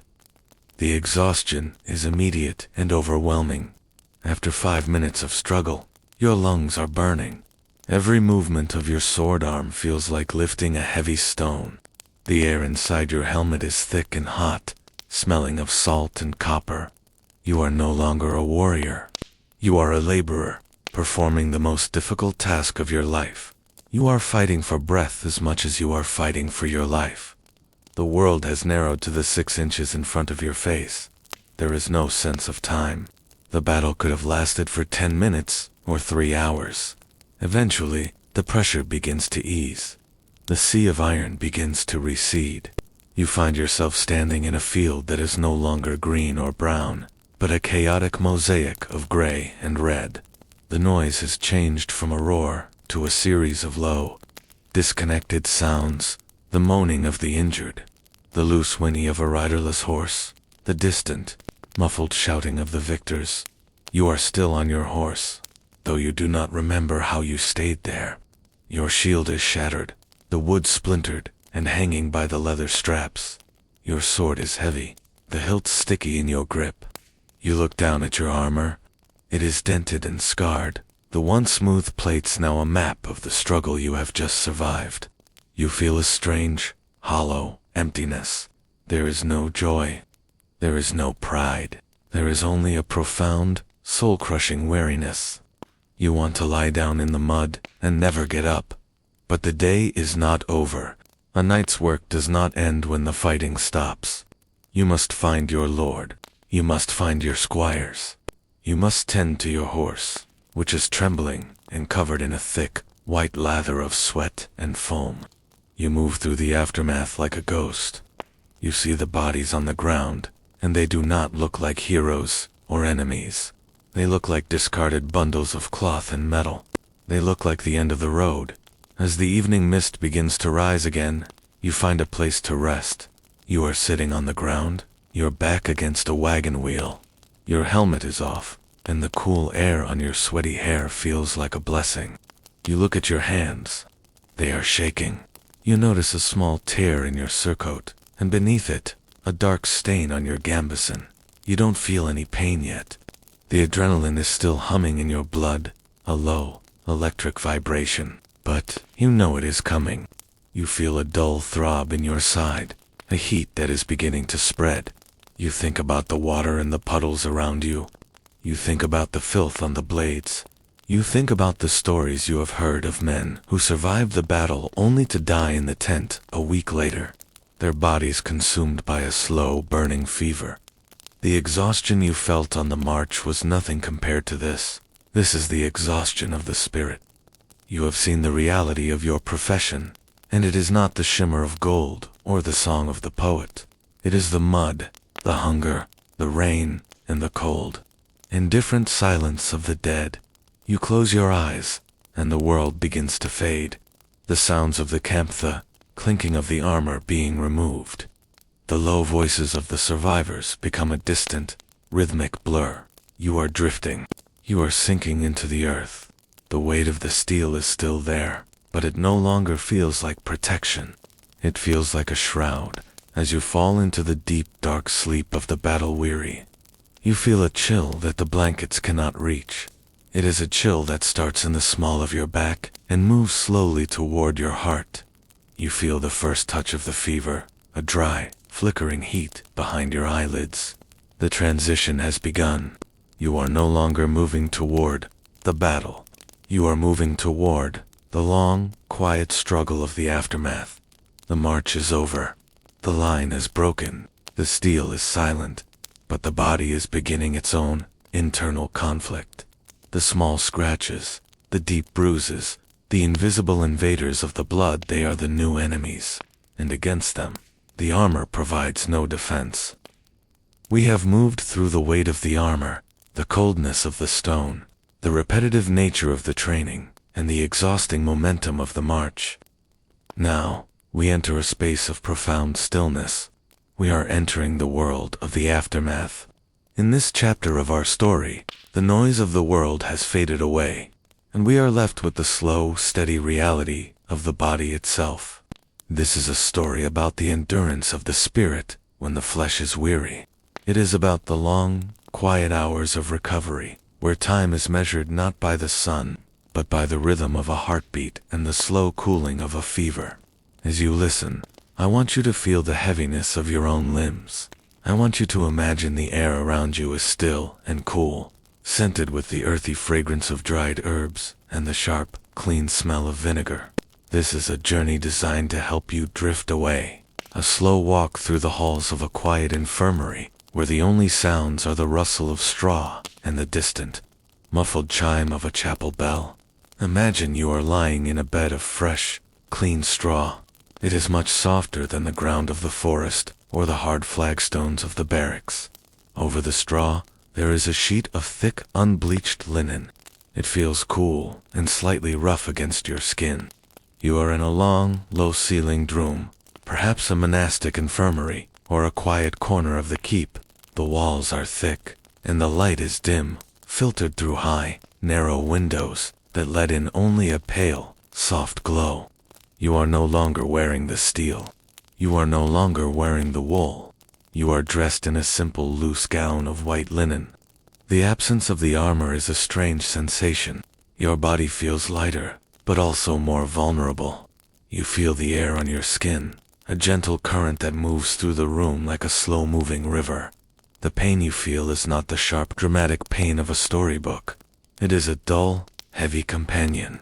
It is a presence that lives in your joints, in your muscles, and in the deep bruises that cover your torso, like a map of the recent struggle. Every time you shift your weight, the pain speaks to you in a low, monotonous voice. It tells you of the weight you carried, the miles you marched, and the impact you endured. You do not fight this pain. You have learned, through years of discipline, to accept it. You move into it, letting it become a part of the background of your existence, like the sound of the wind or the smell of the stone. It is a physical weight that you carry even without the harness. In the medieval world, healing was a slow, meditative process. There were no quick remedies. There were no medicines to instantly dull the ache or clear the head. There was only the body and the slow passage of time. You watch the way the shadows move across the ceiling rafters. They move so slowly that they seem to be standing still. You follow a single grain of wood in the beam above you. You trace its curves and its knots, letting your mind wander through the history of the tree that became this roof. You are in a state of deep, quiet waiting. You are waiting for your blood to cool. You are waiting for the heat to leave your limbs.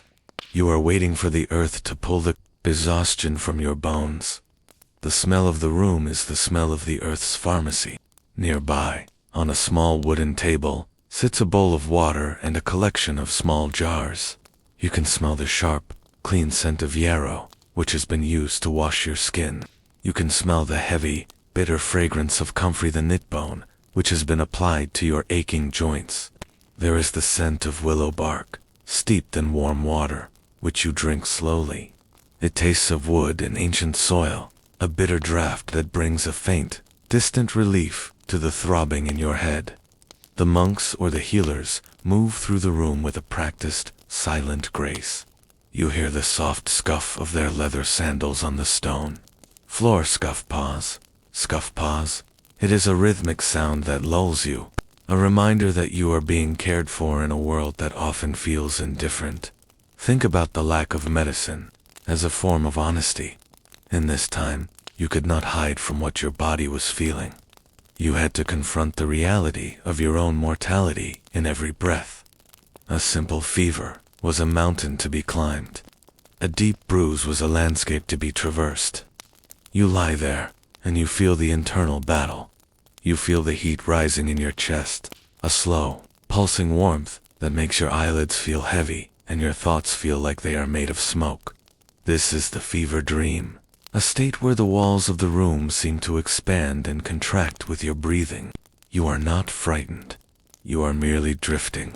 You see the faces of your family, the light of the sun on a distant field, the shimmer of a trout in a clear stream. These images are soft and blurry, like a tapestry that has been washed too many times.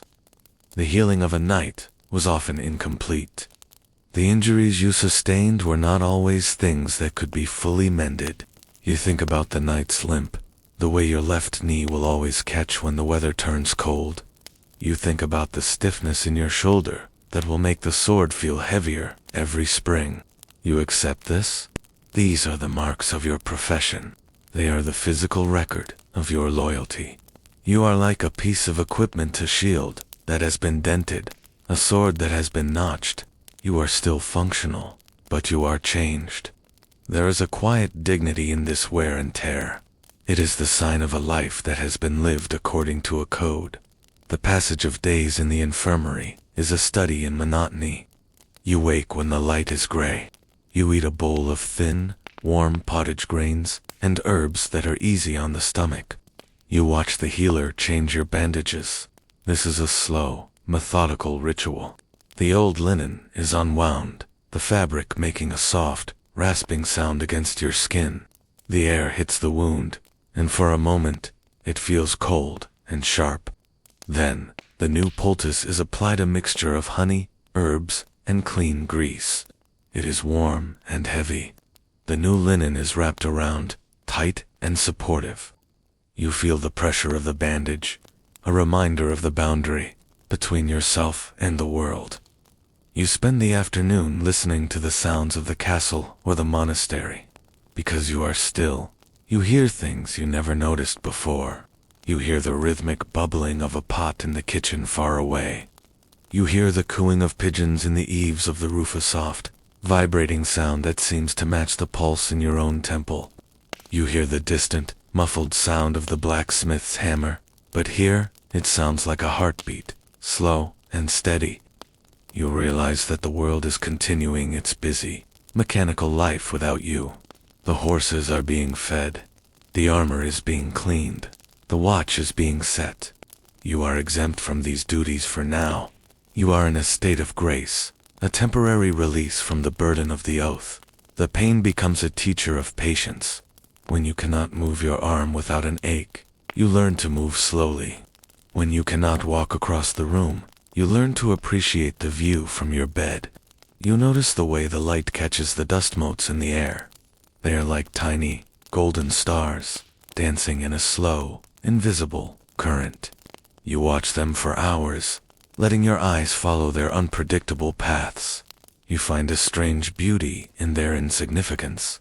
They are small, but they are part of the light. You are small, but you are part of the history of this place. As the weeks pass, your strength returns, not in a rush, but in tiny, incremental shifts. One day, you can sit up without the world spinning. Another day, you can hold a cup of water with a steady hand. These are your victories now. They are quiet and uncelebrated, but they are profound. You feel the life returning to your muscles, a slow crawling warmth like the sun hitting a cold stone wall. You begin to think about the world outside again, but the thought is not one of excitement. It is one of quiet obligation. You know that eventually, you will have to put the steel back on. You know that eventually, you will have to stand on the wall again. But for now, you remain in the linen. For now, you remain in the straw. The lack of medicine meant that faith was the primary ingredient in any recovery. You are surrounded by the symbols of that faith. On the wall opposite your bed, there is a simple wooden cross. In the corner, a small lamp burns, its flame steady and yellow.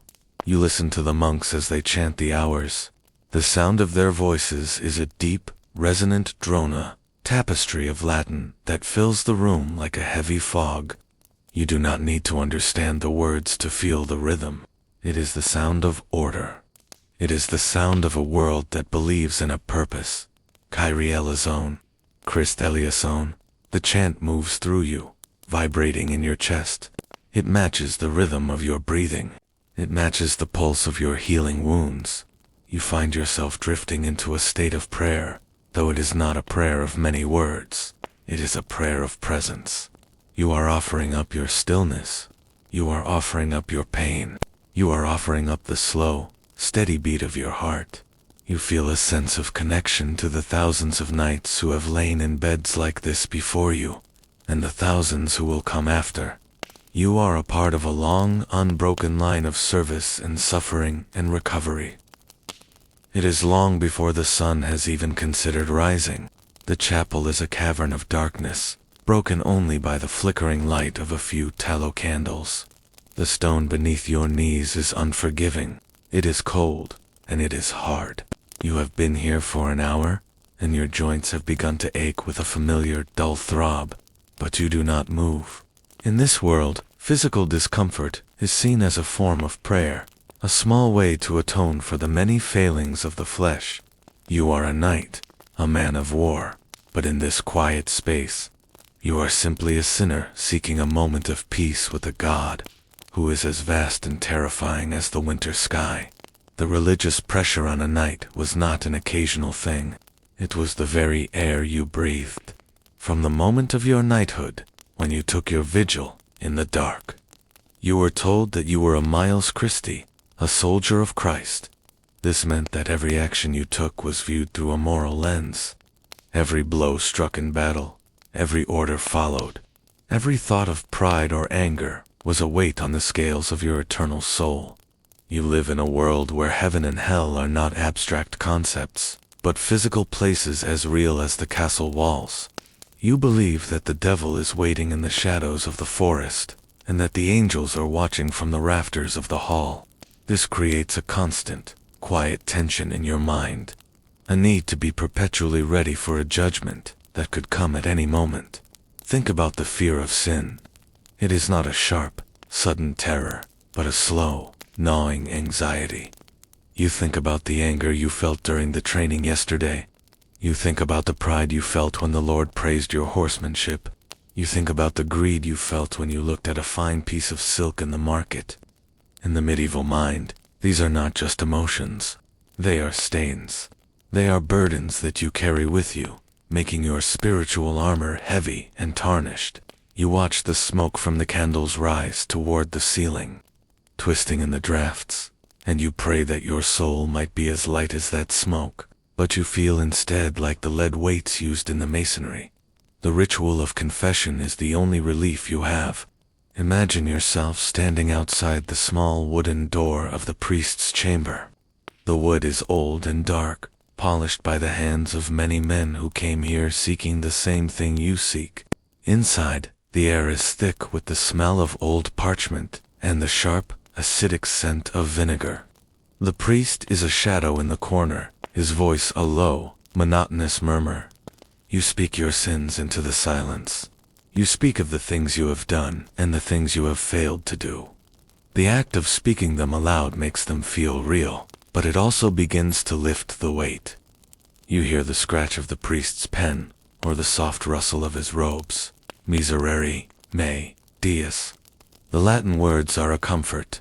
You do not need to understand every syllable to feel the rhythm of the forgiveness. The priest assigns your penance. It is not an easy thing. Perhaps you must fast for 3 days, eating only dry bread and drinking only water. Perhaps you must walk to a distant shrine with peas in your shoes. Perhaps you must wear a hair-shirted garment of rough, irritating goat hair beneath your fine linen tunic. This physical penance is a way to bridge the gap between your violent profession and your peaceful faith. It is a way to say, through the discomfort of your skin, that you are sorry for the hardness of your heart. Living between violence and faith is a paradox that defines your existence. You are trained to kill, to strike with precision and force. Yet, you are commanded to love your neighbor and to protect the weak. You reconcile this by believing in the just war. You believe that your sword is an instrument of God's will, a tool to maintain order in a chaotic world. But in the quiet hours of the night, when the castle is still and the wind is moaning in the arrow slits, the doubt creeps in. You wonder if God truly wants the blood of the men you have faced. You wonder if the glory of the battle is merely a mask for the sin of pride. You find yourself praying for the souls of those you have fought, a quiet, repetitive litany of names that you carry in your heart, like a secret. The canonical hours provide the structure for your spiritual life. Your day is measured not by the clock, but by the bells. Matins and lauds in the middle of the night, prime at dawn, terce at the 3rd hour, sext at noon, none at the 9th hour, vespers at sunset, compline before bed. Every few hours, the world stops. The training stops. The maintenance stops. The eating stops. You turn your mind toward the divine. You find a quiet corner, where you return to the chapel, and you repeat the prayers you have known since you were a child. Pater Noster, Ave Maria. The words are so familiar, they become a kind of breathing. You don't have to think about them. They just flow out of you, a steady stream of sound that anchors you to the earth. The repetition is a form of meditation. It clears the clutter of the day. It narrows your focus until there is only the sound of your own voice and the steady pulse of your heart. The silence of obedience is a major part of this life. You are taught that to obey your Lord is to obey God. This simplifies your choices, but it does not remove the weight. If your Lord commands a harsh tax on a village, you are the one who must collect it. You see the faces of the hungry children, and you feel the conflict in your gut. but you are a knight. You have sworn an oath. You believe that the order of the world is divinely ordained, and that your place is to follow, not to question. You take the grain, and then you spend the night in the chapel, praying for the souls of those you have impoverished. It is a cycle of duty and penance, a slow, rhythmic movement between the world of men and the world of the spirit. Think about the physical objects of your faith. You have a rosary, a string of wooden beads that you carry in a small leather pouch. The beads are smooth, worn down by the constant friction of your thumb and forefinger. Each bead represents a prayer, a small increment of devotion. When you are on a long march, or when you are standing watch on the wall, you find yourself reaching for the beads. You move your fingers from one to the next, a tactile, grounding rhythm. Click, click, click. The sound is tiny, but in the silence of the night, it feels as loud as a hammer. It is a reminder that you are never truly alone, that you are part of a cosmic order that stretches from the dirt beneath your boots to the highest heaven. You also have your book of hours, if you are fortunate enough to be literate and wealthy. It is a small volume, bound in leather and held shut by a silver clasp. The pages are made of fine vellum, and the edges are gilded with gold that catches the candlelight. Inside, there are beautiful, tiny paintings, illuminations of the lives of the saints. You look at the image of St. George slaying the dragon, or St. Michael weighing souls on a scale. These images are your guides. They show you the path of the perfect knight, the man who is brave, but also humble, the man who is a warrior, but also a servant. You trace the lines of the gold leaf with your finger, feeling the texture of the ink. It is a quiet, sensory experience that brings a moment of beauty to a world that is often gray and hard as the years pass. The religious pressure does not ease, it deepens. The fear of death becomes more real as you see your peers fall to injury or illness. You begin to think more about purgatory, the middle ground, where the soul is purified before it can enter heaven. You believe that every sin you have committed must be paid for, either in this life or the next. This leads you to spend more on good works. You give money to the local monastery. You pay for a new window in the parish church. You provide dowries for poor girls in the village. These are not just acts of charity. They are investments in your eternal future. You are trying to balance the ledger of your life before the final audit. The transition from the world of the sword to the world of the spirit is a slow, natural progression. You notice it first in your body. The armor, which once felt like a second skin, now feels like an alien weight. Your joints ache in a way that prayer cannot fix. Your breath comes short when you climb the spiral stairs of the keep. You find yourself spending more time in the chapel, not out of duty, but out of a need for the silence. The noise of the courtyard, the clatter of the horses, the shouting of the squires begins to feel distant and unimportant. You are moving toward the periphery of the world's affairs. Imagine yourself now, an older knight. Your hair is the color of the winter mist, and your hands are gnarled like the roots of an old oak. You no longer lead the charge. You no longer ride for days in the rain. Your duties have changed. You are an advisor, a judge, a keeper of the traditions, but mostly, you are a man of prayer. You spend your mornings in the solar, sitting in a patch of sun that moves slowly across the floor. You watch the dust motes, those tiny golden dancers we spoke of before. They no longer remind you of stars. They remind you of the transience of life. They are here for a moment, caught in the light, and then they vanish into the shadows. You feel yourself becoming like them, lighter, more transparent, ready to move into the shadow. The fear of sin has changed too. It is no longer a sharp anxiety, but a quiet, humble acceptance. You know that you have failed many times. You know that your hands are not clean, but you also believe in the infinite mercy of the cross. You have spent a lifetime in the discipline of faith, and that discipline has created a space of peace within you. You are no longer fighting the world. You are waiting for the next one. The first thing you notice in this quiet stage of life is your own body. It is a worn instrument. In your youth, you moved with a fluid, unconscious grace, your muscles responding to your will without hesitation. Now, every movement is a conscious negotiation. You look down at your hands, resting on the arms of the chair. They are gnarled and scarred, the knuckles swollen like the knots of an old oak tree. The skin is thin, like parchment, and you can see the intricate network of blue veins beneath the surface. These are the hands that held the lance at the charge, that scrubbed the rust from the mail in the sand barrel, and that gripped the reins through 100 miles of rain. Now, they tremble slightly when you try to lift a heavy cup. You do not feel frustration. You feel a quiet recognition. You are like a piece of equipment that has served its purpose well, and is now beginning to fray at the edges.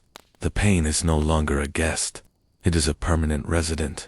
It lives in your lower back, a dull, throbbing reminder of the hours spent in a heavy saddle.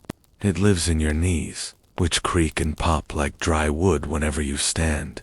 It lives in your shoulder, where an old injury from a fallen horse speaks to you whenever the dampness of the autumn air settles into the castle. This pain is not sharp or alarming. It is a slow, monotonous hum, a background noise that you have learned to live with. It is the price of the life you led. You accept it with a measured calm, moving slowly to accommodate the stiffness of your joints.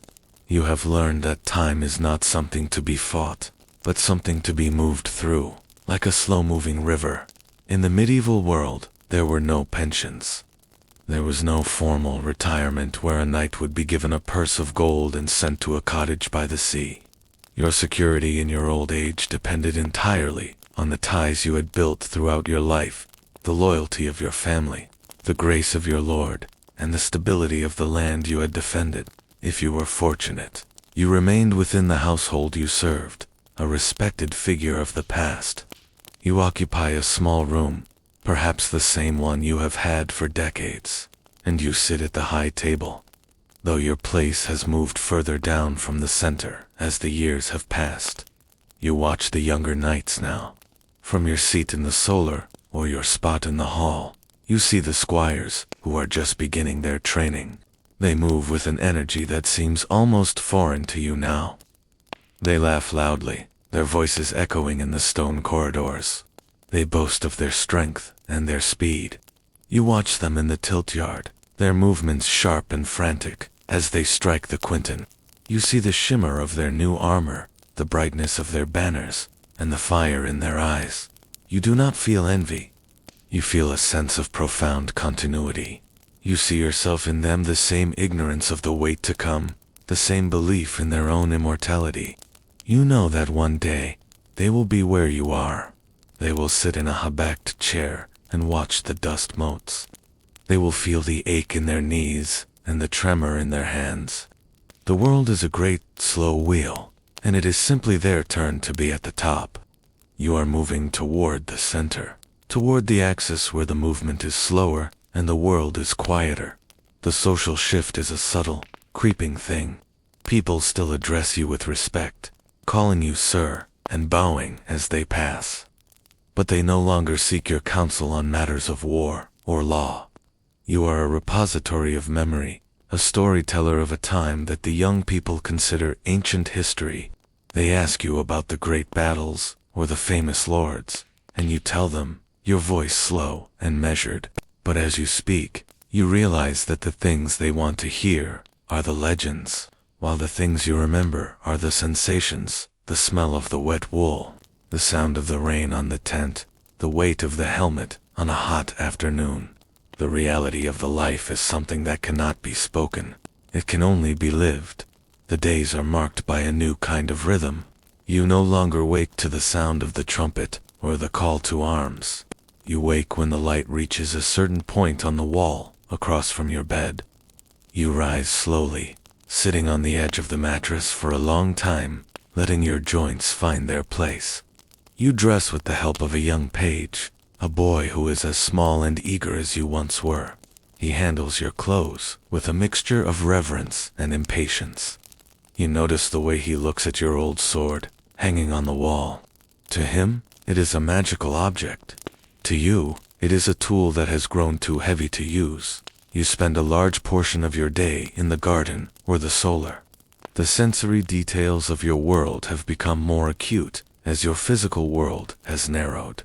You notice the smell of the rosemary in the herb garden, a sharp, clean fragrance that clears your head.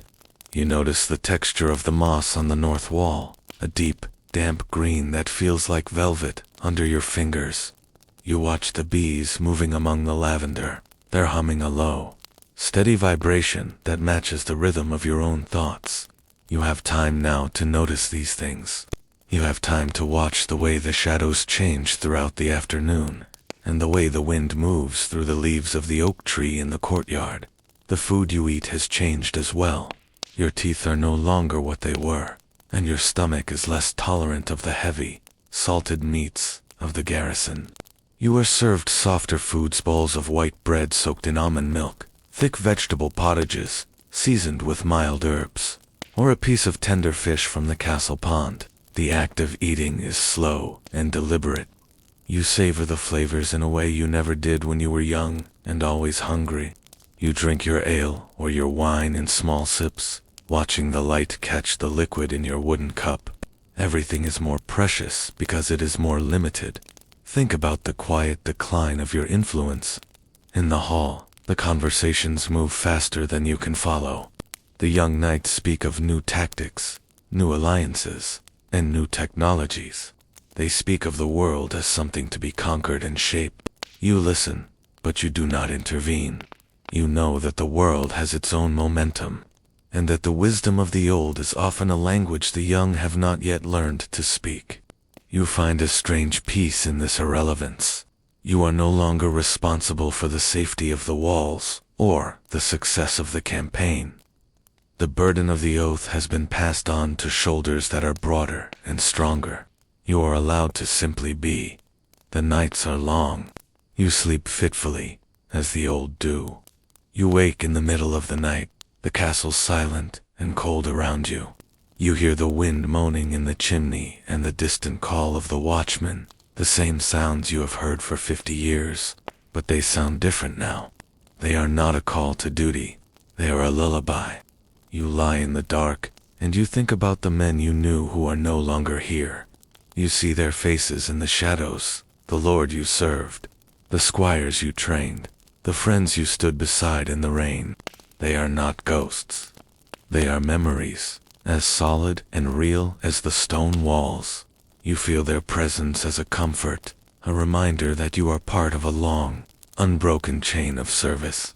The reflection on your past is not a matter of regret. You do not wish to be young again. The thought of putting on the mail and riding for 10 hours in the rain is no longer an adventure. It is an impossibility. You look back on your life with a calm, neutral clarity. You see the mistakes you made, the moments of pride, the flashes of anger. You see the times you were brave and the times you were merely lucky. It all feels like a story that has reached its natural conclusion. The ink is dry and the book is heavy. You are simply waiting for the final chapter to close. The decline is quiet. It is like the fading of a fire. The bright, leaping flames are gone, but the coals remain, glowing with a deep, steady heat. You move through the castle like a shadow. You are a part of the background, as much a part of the environment as the tapestries or the hearth. People are kind to you, but they are also distant. They see in you the future they do not yet want to acknowledge. You are a reminder of the fragility of the strength they prize so highly. As you sit in your chair in the fading light, you feel a sense of profound gratitude. You have survived a world that was designed to break you. You have carried the weight, you have endured the cold, and you have kept the faith. You have lived according to the rules of your time, and you have reached the end of the road with your dignity intact. There is a deep, heavy peace in this realization. The world is moving on, and that is as it should be. The sun is setting, and that is as it should be. The beam of light across the floor has moved. It is now a thin sliver of gold, touching the edge of your robe. The shadows in the corners of the room have deepened, becoming a soft, velvety black. The sounds of the castle, the clatter of the evening meal, the closing of the gates, the voices of the servants are muffled and distant, as if they are happening in another world. You are in your own world now, a world of stillness and memory. You think about the earth. You have spent your life defending it, riding over it, and sleeping upon it. Soon, you will be part of it. The thought does not trouble you. It feels like a return. You are as much a part of the landscape as the hills and the rivers. You are a part of the stone. You are a part of the history of this land. Your service is complete. Your duty is done. You think of the squire you became, the years of labor that were as repetitive as the tides, the rolling of the sand barrels, the oiling of the leather, the hours in the stable with the great, huffing horses. You remember the smell of the wet hay and the way the light filtered through the dust of the barn. It was a life of service, a life of preparing for things that might never happen. You realize now that the preparation was the point. The discipline was the life. The constant care for the gear, the attention to the horse, the suppression of your own desires. These things were the true armor of your soul. They created a structure within you that the world could not break. You were being built, piece by piece, into a vessel for duty. And then, the years, as a knight, the heavy steel, the long watches on the wall, the rain that seemed to last 4 seasons. You do not look back on the hardship with resentment. The hardship was the texture of your existence. Just as the granite of the castle is defined by its hardness and its coldness, your life was defined by its weight and its difficulty. You accepted the blisters on your hands and the ache in your back as the natural consequences of your station. There was a quiet dignity in the struggle. You were a man of your word in a world where a word was the only thing that held the chaos at bay. You bore the burden because that was what you were meant to do. There is no modern judgment that can touch the simplicity of that truth. Think about the silence of your life. In our modern world, we are surrounded by noise and movement, by a constant stream of information and expectation. But your world was a world of long, echoing silences. You spent hours, days, weeks in a state of quiet observation. You watched the seasons change the color of the fields. You watched the moon wax and wane over the battlements. You listened to the sound of your own breathing inside the helmet. This silence was not an absence of sound. It was a presence of thought. It was the space where your character was forged. You learned to be alone with yourself, to find a center within the storm. As you sit here now, that silence is your greatest companion. It is a soft, heavy blanket that covers the memories of the shouting and the clatter. You think about the violence you witnessed and the violence you participated in. It is not something you celebrate, nor is it something you hide from. It was the reality of the landscape, as natural and as brutal as a hawk taking a mouse or a winter freeze taking the crops. You lived in a time that did not shield you from the harshness of the world. You saw the fragility of the human body and the strength of the human spirit.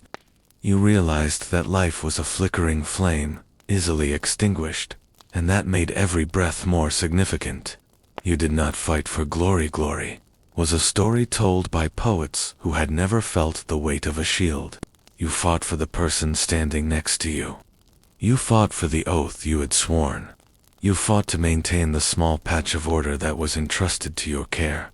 The physical toll of your life is with you still, in the way your fingers curl and the way your spine hunches toward the floor.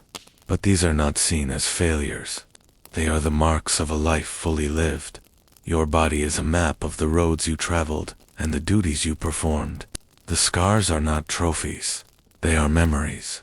The arthritis is not a burden. It is the physical echo of the cold watches and the heavy armor.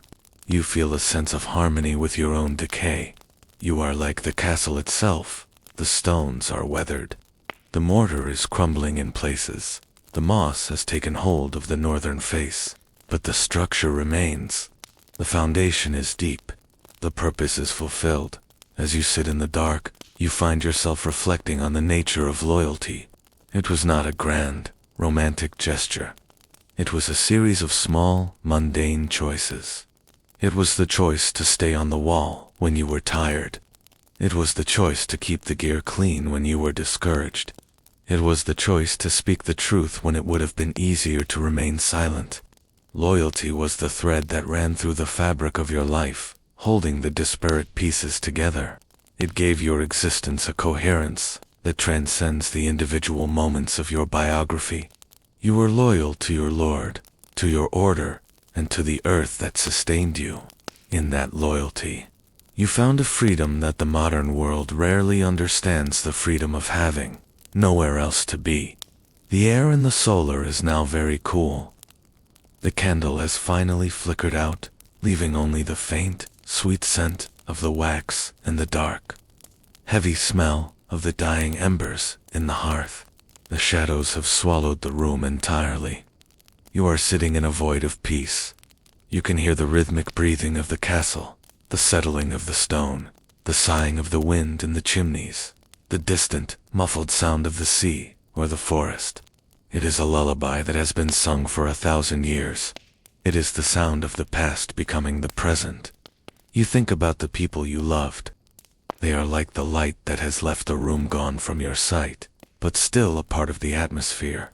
You remember the warmth of a hand, the sound of a laugh, the way the firelight caught the eyes of a friend. These moments were rare, and they were precious. They were the small, golden threads in the gray tapestry of your service. You hold them in your mind now, not with sadness, but with a gentle, enduring gratitude. They were the grace that made the weight bearable. They were the reason for the stone and the steel. The philosophy of your life is a philosophy of presence. You were here. You did what was required. You endured what was given. There is no more to be said. The complexity of the world's politics and the changes of the centuries are far away. From where you sit, the history of the world is just a long, slow movement toward this moment of stillness. You have become a part of the landscape. You are the wind in the arrow slit. You are the moss on the granite. You are the memory of the light on the shield. You feel a sense of profound lightness now. The heavy chair, the cold stone, the gnarled hands, they are beginning to feel distant. You are no longer defined by your body or your history. You are becoming a part of the silence. You are a part of the dark, cool air that moves over the fields. You are a part of the stars that look down on the sleeping world. The transition is not a cliff. It is a gradual fade. It is the way the day turns into the night, almost without you noticing. You are resting in the heart of the history. All the millions of lives that have been lived, all the duties performed, all the weights carried, they have all led to this quiet dark. You are safe in the memory of the world. The stone will hold your story. The wind will carry your breath. The earth will receive your rest. The story of the night is not a tragedy, and it is not a romance. It is a study in consistency. It is a testament to the ability of a human being to stand in one place and hold the line. You have held the line. You have completed the watch. You have reached the end of the road.